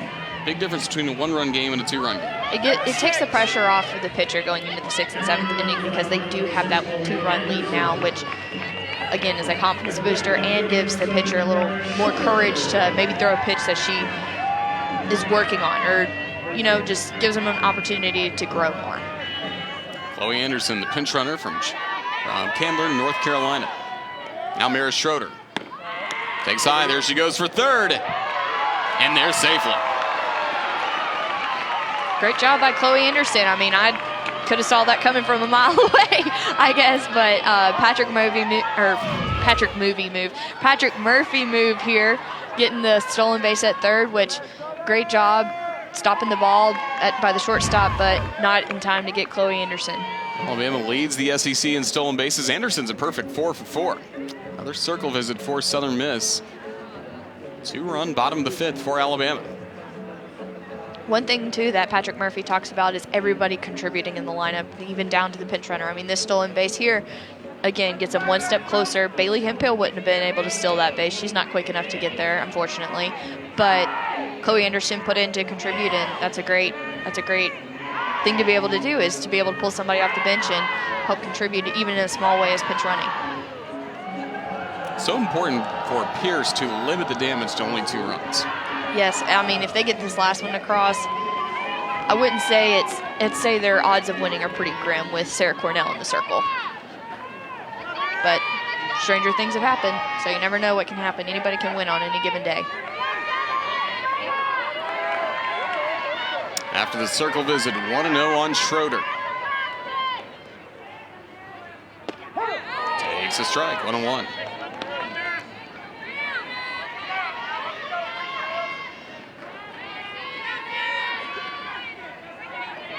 Houston, Texas native, Maris Schroeder. Now in her senior season here at Alabama. 2-1, you mentioned every player gets a trip essentially in their time at Alabama. She decided not to take the Crimson Tide back home to Houston. Texas A&M is close enough, so she said, what about Hawaii? And Patrick Murphy said yes, Crimson Tide will go there during spring break. I would take that in a heartbeat. I grew up in Houston, and let me tell you, A&M is close enough, but Hawaii would be a dream come true, let me tell you. 2-2 on Maris Schroeder. Yeah, the Crimson Tide will get to face Hawaii along with Niagara and SIU Edwardsville. Mid-March. Great trip planned for the Crimson Tide.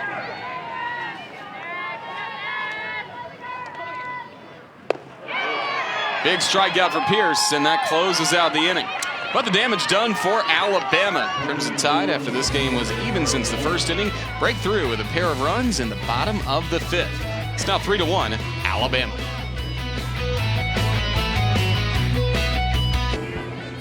3-1 score. The Crimson Tide broke through with a pair of runs in the bottom of the 5th. A really entertaining game tonight against Southern Miss. It is, and I mean, again, Kaylee Tao really helping out the team and getting those two, at least one run across, and then Bailey Hiphill coming in with the second. So great job by Alabama, really digging deep and getting at least one run across here, and then now giving Southern Miss the opportunity to potentially do the same.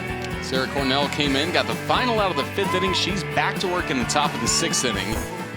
She'll be facing the 2, 3, and 4 hitters in the Golden Eagles lineup, starting with Chase Nelson, the second baseman.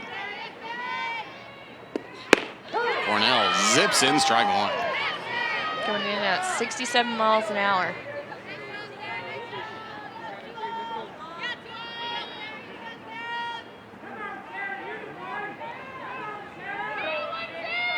She can be a strikeout artist. She led the Colonial Athletic Association with 245 strikeouts last year at Hofstra. Miss somewhere inside there. Now it's 1-1.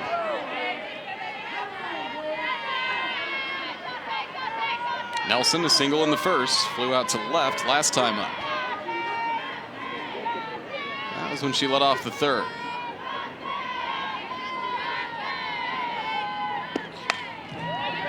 One and two.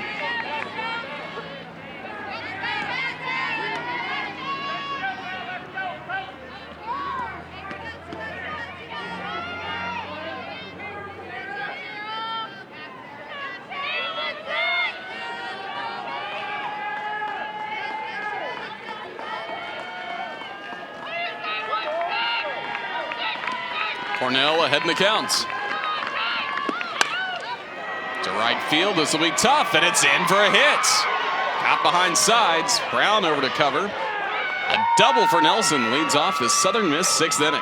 That's a big hit for Southern Miss here. Again, getting the runner in scoring position with no outs, giving Sarah Van Schaik, one of their best hitters, an opportunity to get an RBI across the board, and then also responding to Alabama's runs.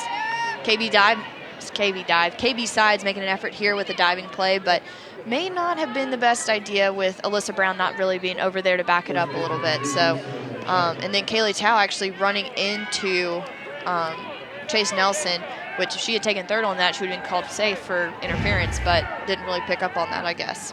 But great job getting at least into scoring position. How intentional was that by Tao?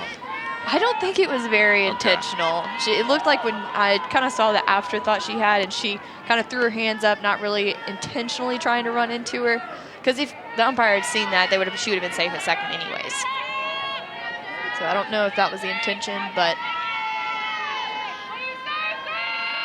Now Van Schaik. Just foul. And also, talking about interference, Tao, I think, got tangled up with the first base coach for Southern Miss. That's going to hurt. Tough break. Everything good. Comes up smiling. See the collision here. Oh, no. Oh, man. Right He there. ducked and boom. Face plant by Kaylee Tao. Oh, poor thing. At least nobody was hurt. Maybe just a little ego bruised. Big swing and a miss, 1-2. Here's the heat again from Cornell.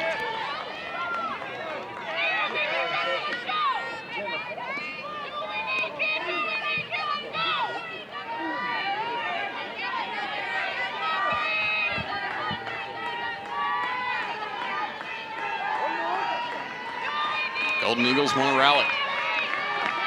Cornell.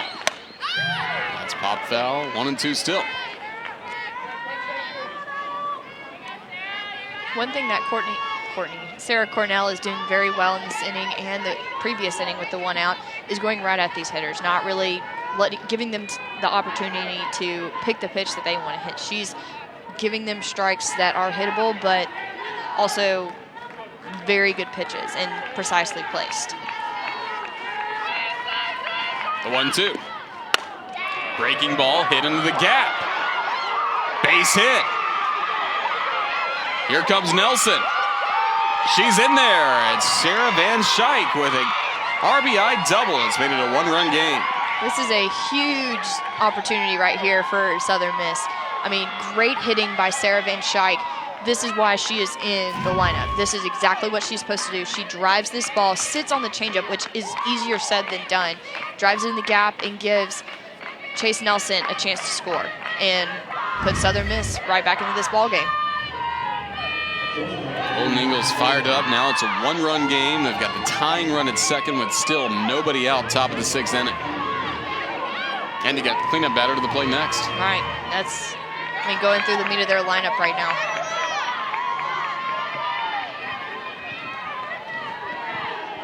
And I believe maybe getting a pinch runner here for Sarah Van Schaik. Coach Hogue, the home plate umpire John Hand. The signal is given, and the pinch runner comes in, Caroline Casey.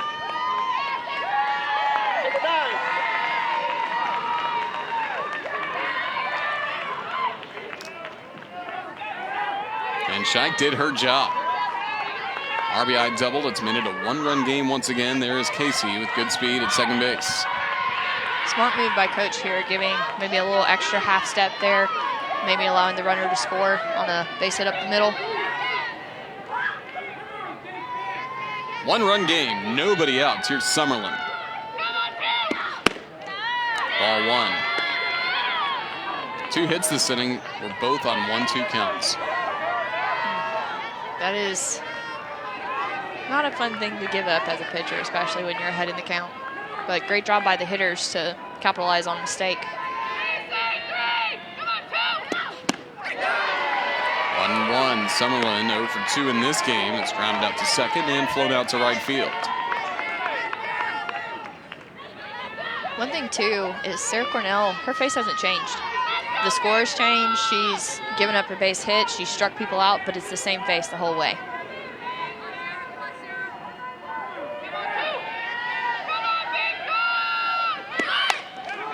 Fair ball. Dykes will get the out at first. Now the tying run at third base. It's a big play right there. Advancing the runner gives the sac fly opportunity to Alyssa Davis and an easier run possibly to score. So this inning really going to plan for Southern Miss. Now if Casey can score, this will be a tie game, so Crimson Tide will start to bring the infield in with Davis to the plate.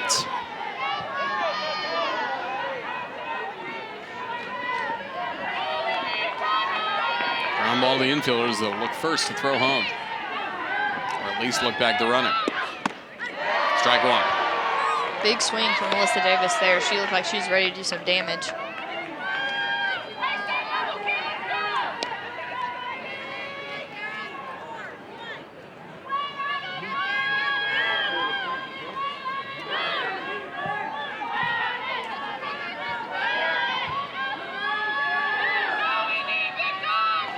Groundouts for Davis today. Bunts it foul, down to her last strike, 0-2. Looked like it was a squeeze opportunity here, trying to use Casey's speed to get across another run.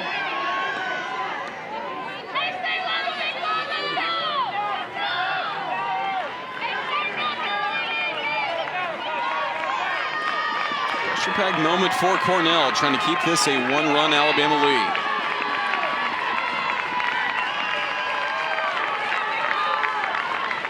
The 0-2.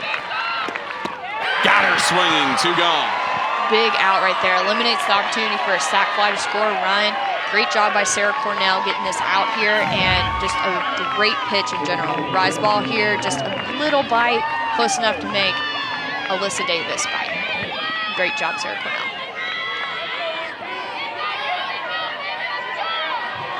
She just wants a softball back right away. She wants to get back to work. Yes, she is a quick worker from what Patrick Murphy tells us.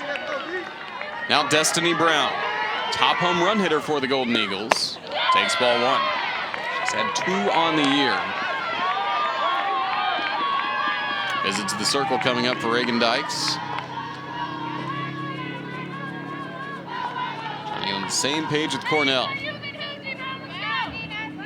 This is one thing that's huge for Reagan Dykes here and this Alabama defense. She is the senior leader of this defense. She knows the best way to talk with their pitchers. I know Patrick Murphy obviously wants their catchers to be very invested in their pitchers, so I know that they ask them to go to lunch with their pitchers every so often so they can get to know them better, more on a personal level. So in situations like this, they know how to relate to them. So big moment there for Sarah Cornell and Reagan Dykes, and maybe Reagan was kind of just trying to settle her nerves a little bit.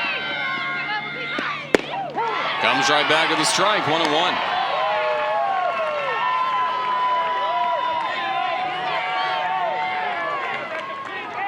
Couple of homers, 5 RBI for Destiny Brown. On her sophomore season, all freshman in Conference USA a year ago.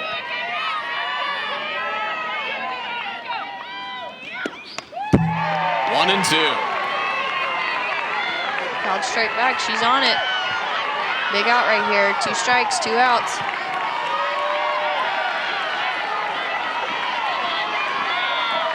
Cold Friday night in Tuscaloosa, but these fans are fired up. Casey, the tying run at 3rd. 2 away in the 6th inning.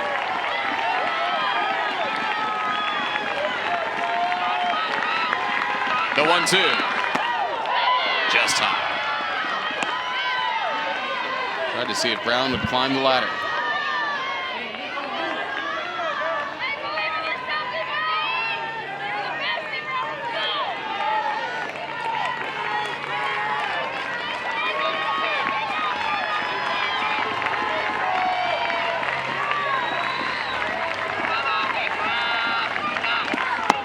High again, 3-2. Full count. It's a big at bat right here. I believe this is a make or break moment for either team. Tight 1-run game in Tuscaloosa. 3-2 on Brown.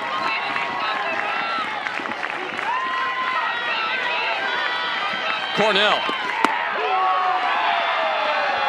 Ball 4. That extends the inning.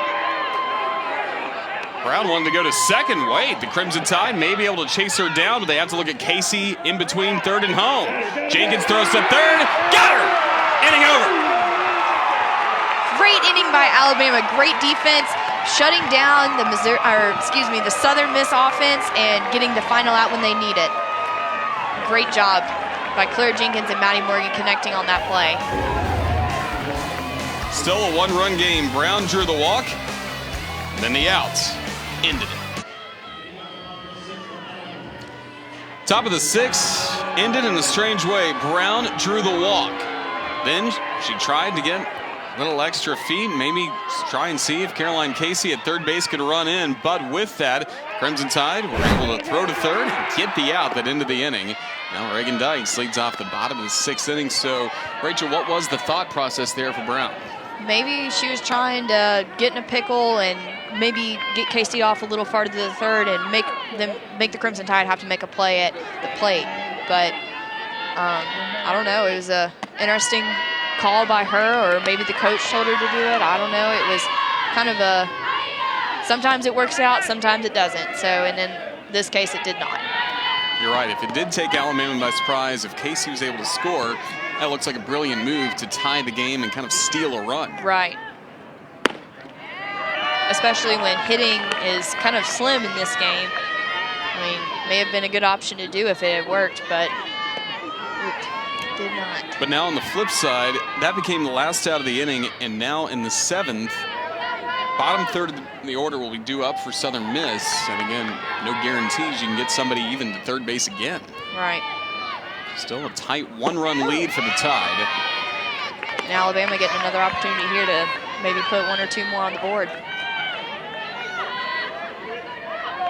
Alabama off to a 17-0 start. They've had some big victories this season, but playing back-to-back one-run contests so far today. Get a chance to grow the lead here. And it's an afternoon and evening where the bats just haven't had the extra base hits like we're used to seeing.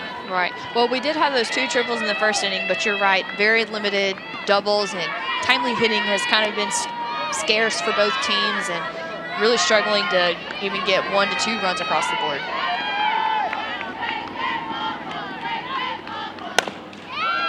Back to the pitcher. Pearce, low throw, dug out well by Van Schaik at first. That was looked like a routine play, but Van Schaik getting a good pickup there, getting out number 1 for Southern Miss.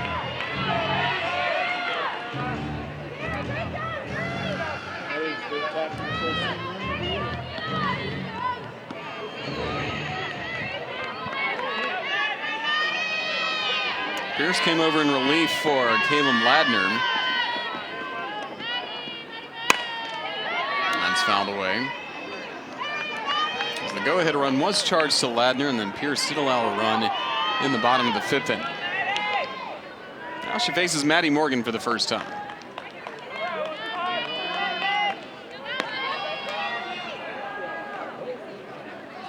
Yep.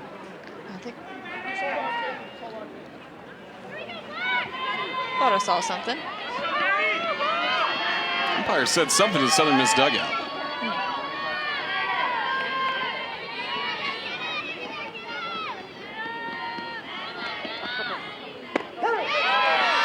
Nothing in 2. Great off-speed pitch. Pulling that out of their back pocket, keeping Alabama on their toes.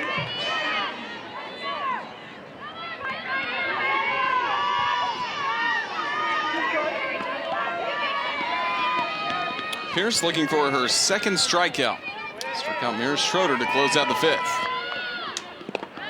Miss low there.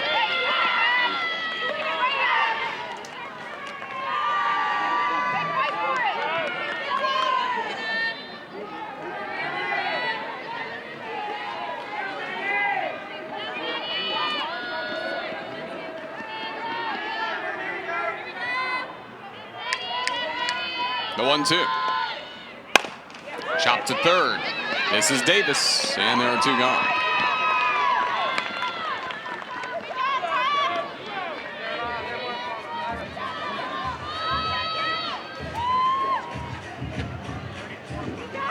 Defense has been pretty solid for both of these teams, so it's just a matter of who can have more timely hits than the other at this point. Now with 2 outs and nobody on base, spot in the order is due up for Claire Jenkins, but Caroline Hardy will be the pinch hitter. Senior Caroline Hardy is one of those players that you love to have in your lineup. She is a film phenom. Loves to watch film, learn about each pitcher, and actually helps Stephanie Van Brakel Prothro call pitches sometimes and when she's not starting in the game, and probably knows the strike zone better than most of the hitters who have been up to bat, just strictly from learning from that. So given an opportunity here to have an at-bat. Strike call. Fans have loved the start to the season she's had for the Crimson Tide. Some that she's had 3 homers, but that's only in about 30-ish at-bats, and she hasn't had an opportunity to do much. Right. She's made the most of it. Yep.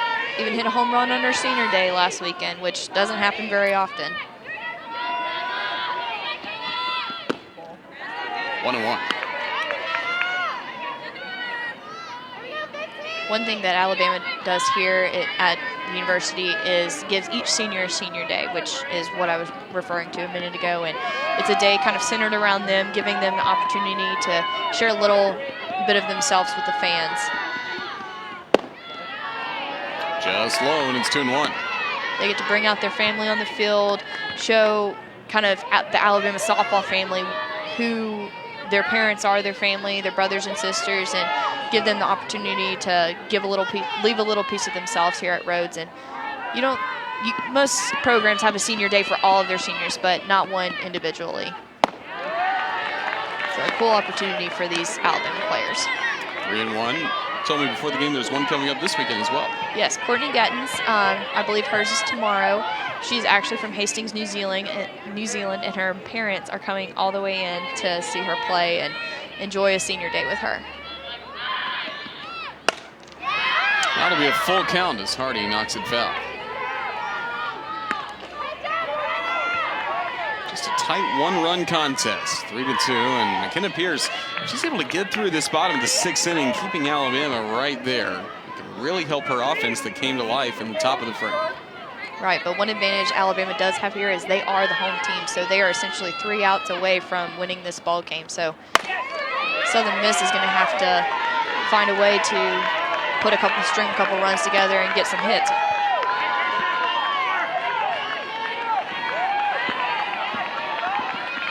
Hardy in a spot like this, maybe not even being called upon to really spark a rally. I mean, Coach Murphy would love a long ball, but automatically makes it a 2-run lead again. Right. Good spot to bring her in. Payoff pitch.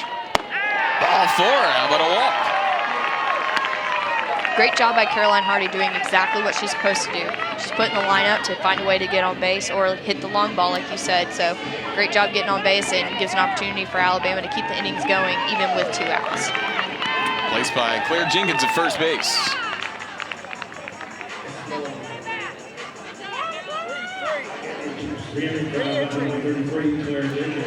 So Jenkins re-enters the ball game after pinch hit appearance by Caroline Hardy.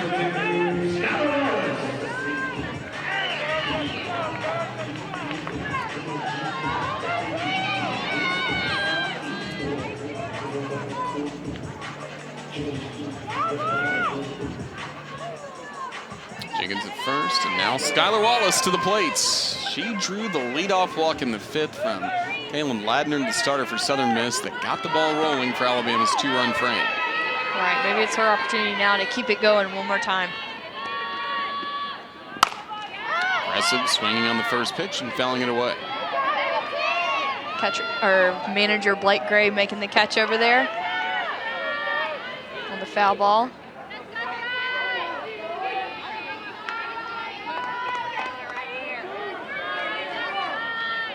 Getting some love from AC, the athletic trainer. Also protected our camera operator, Sam, just down that third base line. Which we appreciate because you just have to run the camera and then try to put your hand up in front of the lens and make sure it doesn't smash into it. It's a very stressful job to have. Yeah. When you're operating heavy artillery like that. Strike call, and now Pearce a strike away from getting this game to the 7th as a 1-run contest.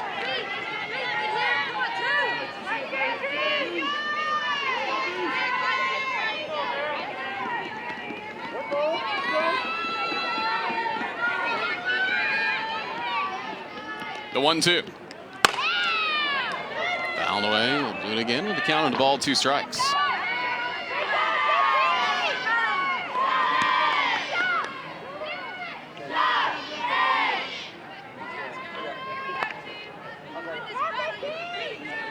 What's the approach here for Wallace? Just staying in it. She's been kind of struggling to get a hit as of the last couple of games, and just staying with the pitch, staying within herself, not trying to press too much to get a base hit here, just doing whatever she can to get on base and have a quality at bat. Breaking ball high, Jenkins at second, safe. Tide being aggressive on Samantha Papp, the catcher. Claire Jenkins showing off the wheels. Not really a green light girl that you see with a whole lot of stolen bases, but finding a way to get in there.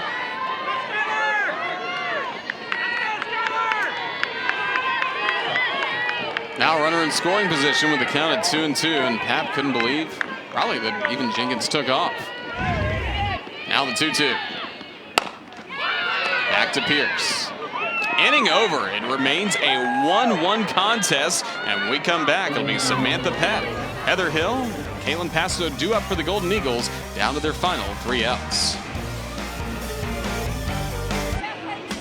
6 innings in the books, and it's another one-run game for the Crimson Tide. A 3-2 lead entering the top of the 7th inning. Still Sarah Cornell on the mound for Alabama, trying to pick up the win in what has been an entertaining ball game again for the Crimson Tide. Absolutely. Both teams have just had fierce competitive drives in this game, not giving in after even when Alabama scored the 2-run in the bottom of the 5th, but Southern Miss coming back and responding the next inning with at least scoring one run, so this kind of being their last opportunity to take the lead and go into the bottom of the 7th. Top of the 7th starts with a pinch hitter for Southern Miss, Jamie Powell. She'll lead off the frame, sophomore out of Petal, Mississippi. Fouls the first pitch away for strike 1. Opportunity here for Powell, only her 2nd at-bat of the season, just 0 for 1. Only played in 14 games last year in her freshman campaign.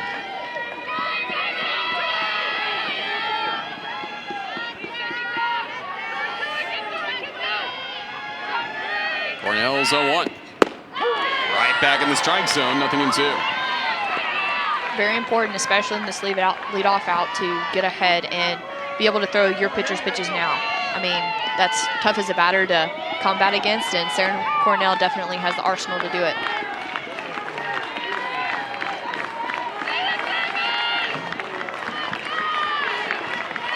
Oh, 2 to Powell. Bounce to second. Wallace to a knee. Throws her out. Great job by Wallace keeping that in front of her. I mean, that ball gets past her, goes to the outfield, they get the leadoff on, and creates a momentum change for Southern Miss, and getting that leadoff out is a big key to Alabama winning this ball game.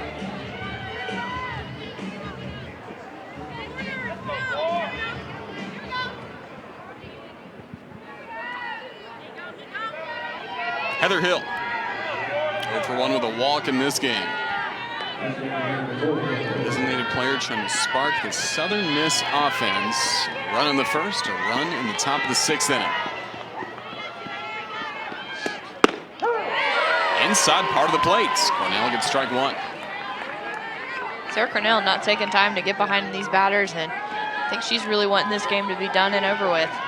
She did walk Brown in the 6th inning, which looked like extended the frame. Alabama then picked off Caroline Casey at third base to get out of that jam.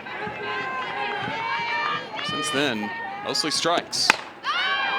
Chopped high, but fouled on the left side here, and now again, she's ahead of a batter, nothing in 2. Yep. Again, giving her the opportunity to throw the pitcher's pitches and make these batters have to kind of question what she's going to throw, whether she's going to come back with the off speed, whether she's going to come with the rise, screw. I mean, just has so many different options that she can throw. Just a very versatile pitcher. Now, with 2 strikes in the last inning as well, Nelson had a double. Van Schaik also doubled. They were down to their final strikes. Pitch selection key here. The 0-2. Into the gap. And an extension by Schroeder. Did she hang on? Yes. Great play by Mara Schroeder. Great defense. Ball hit in the gap. It doesn't fall in this Alabama defense, and that's something that you can't say for some programs. I mean, great play here, making the catch. That's a big out. Keeping the momentum, again, towards the Alabama side, and now getting them down to their final out of the game. 2 away. Some stellar defense by the Tide, this inning especially. Hill can't believe it.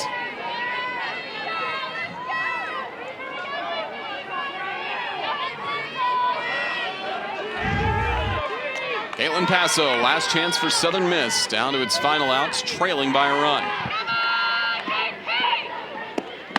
Strike 1. There's that rise ball again. It's lethal.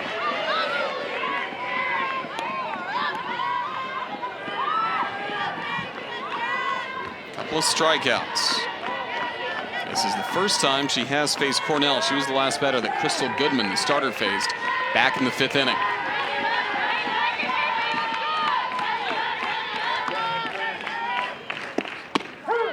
Strike 2. Down to their final strike. Rise ball again here. Wouldn't doubt it. Climb the ladder. Fans fired up at Rhodes Stadium. The Tide trying to improve to 18-0 with 1 more strike, 1 more out.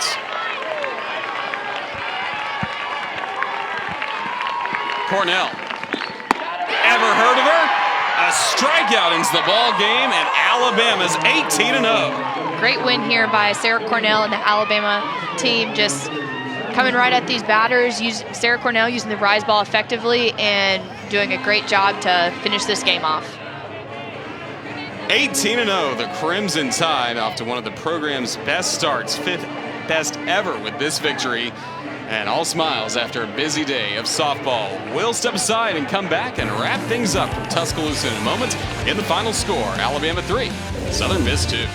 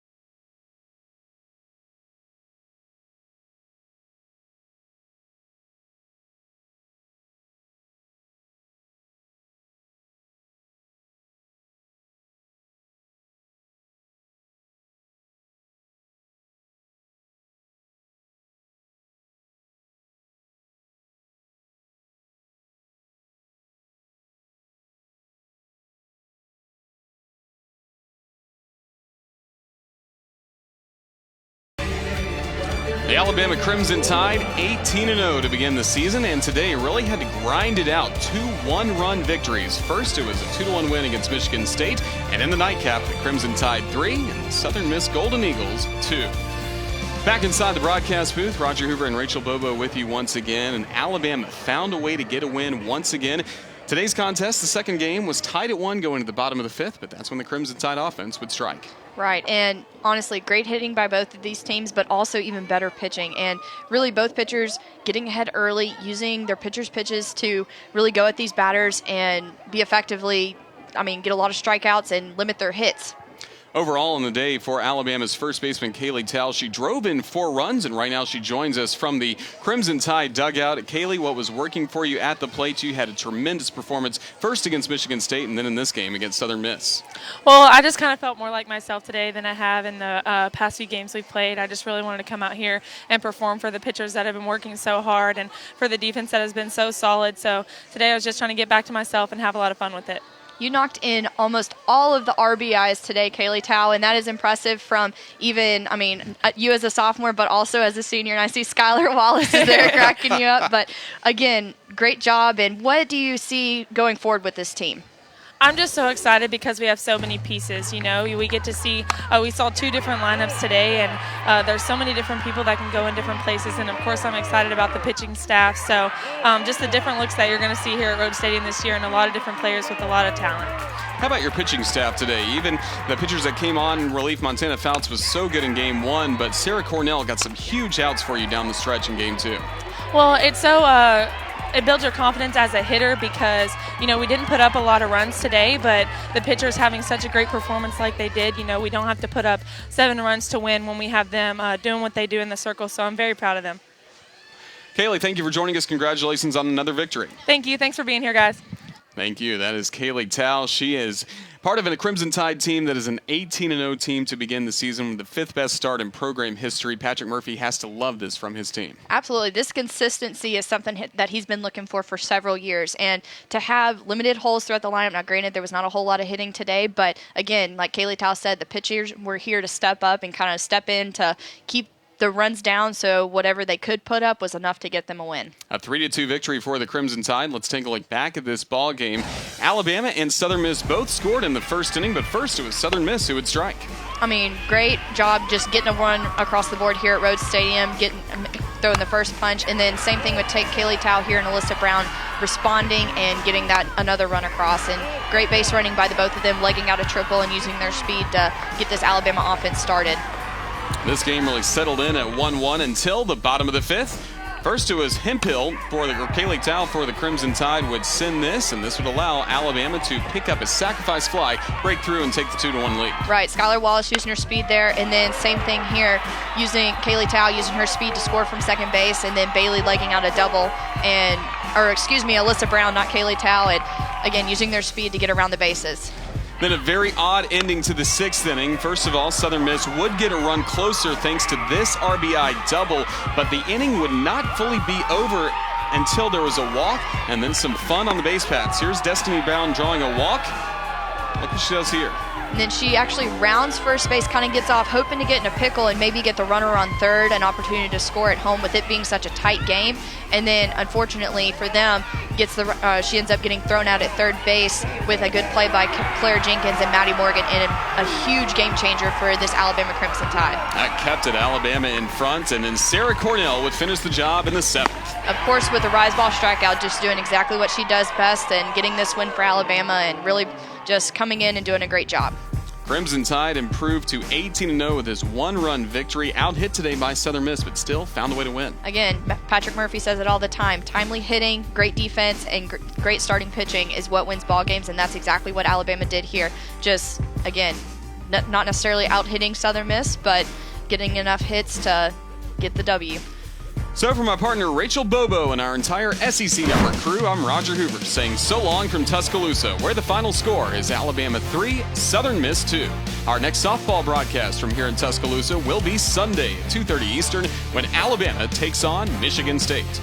To watch this entire game on replay as well as other events on our family of ESPN networks, download the ESPN app. This has been a presentation of the SEC ESPN Network.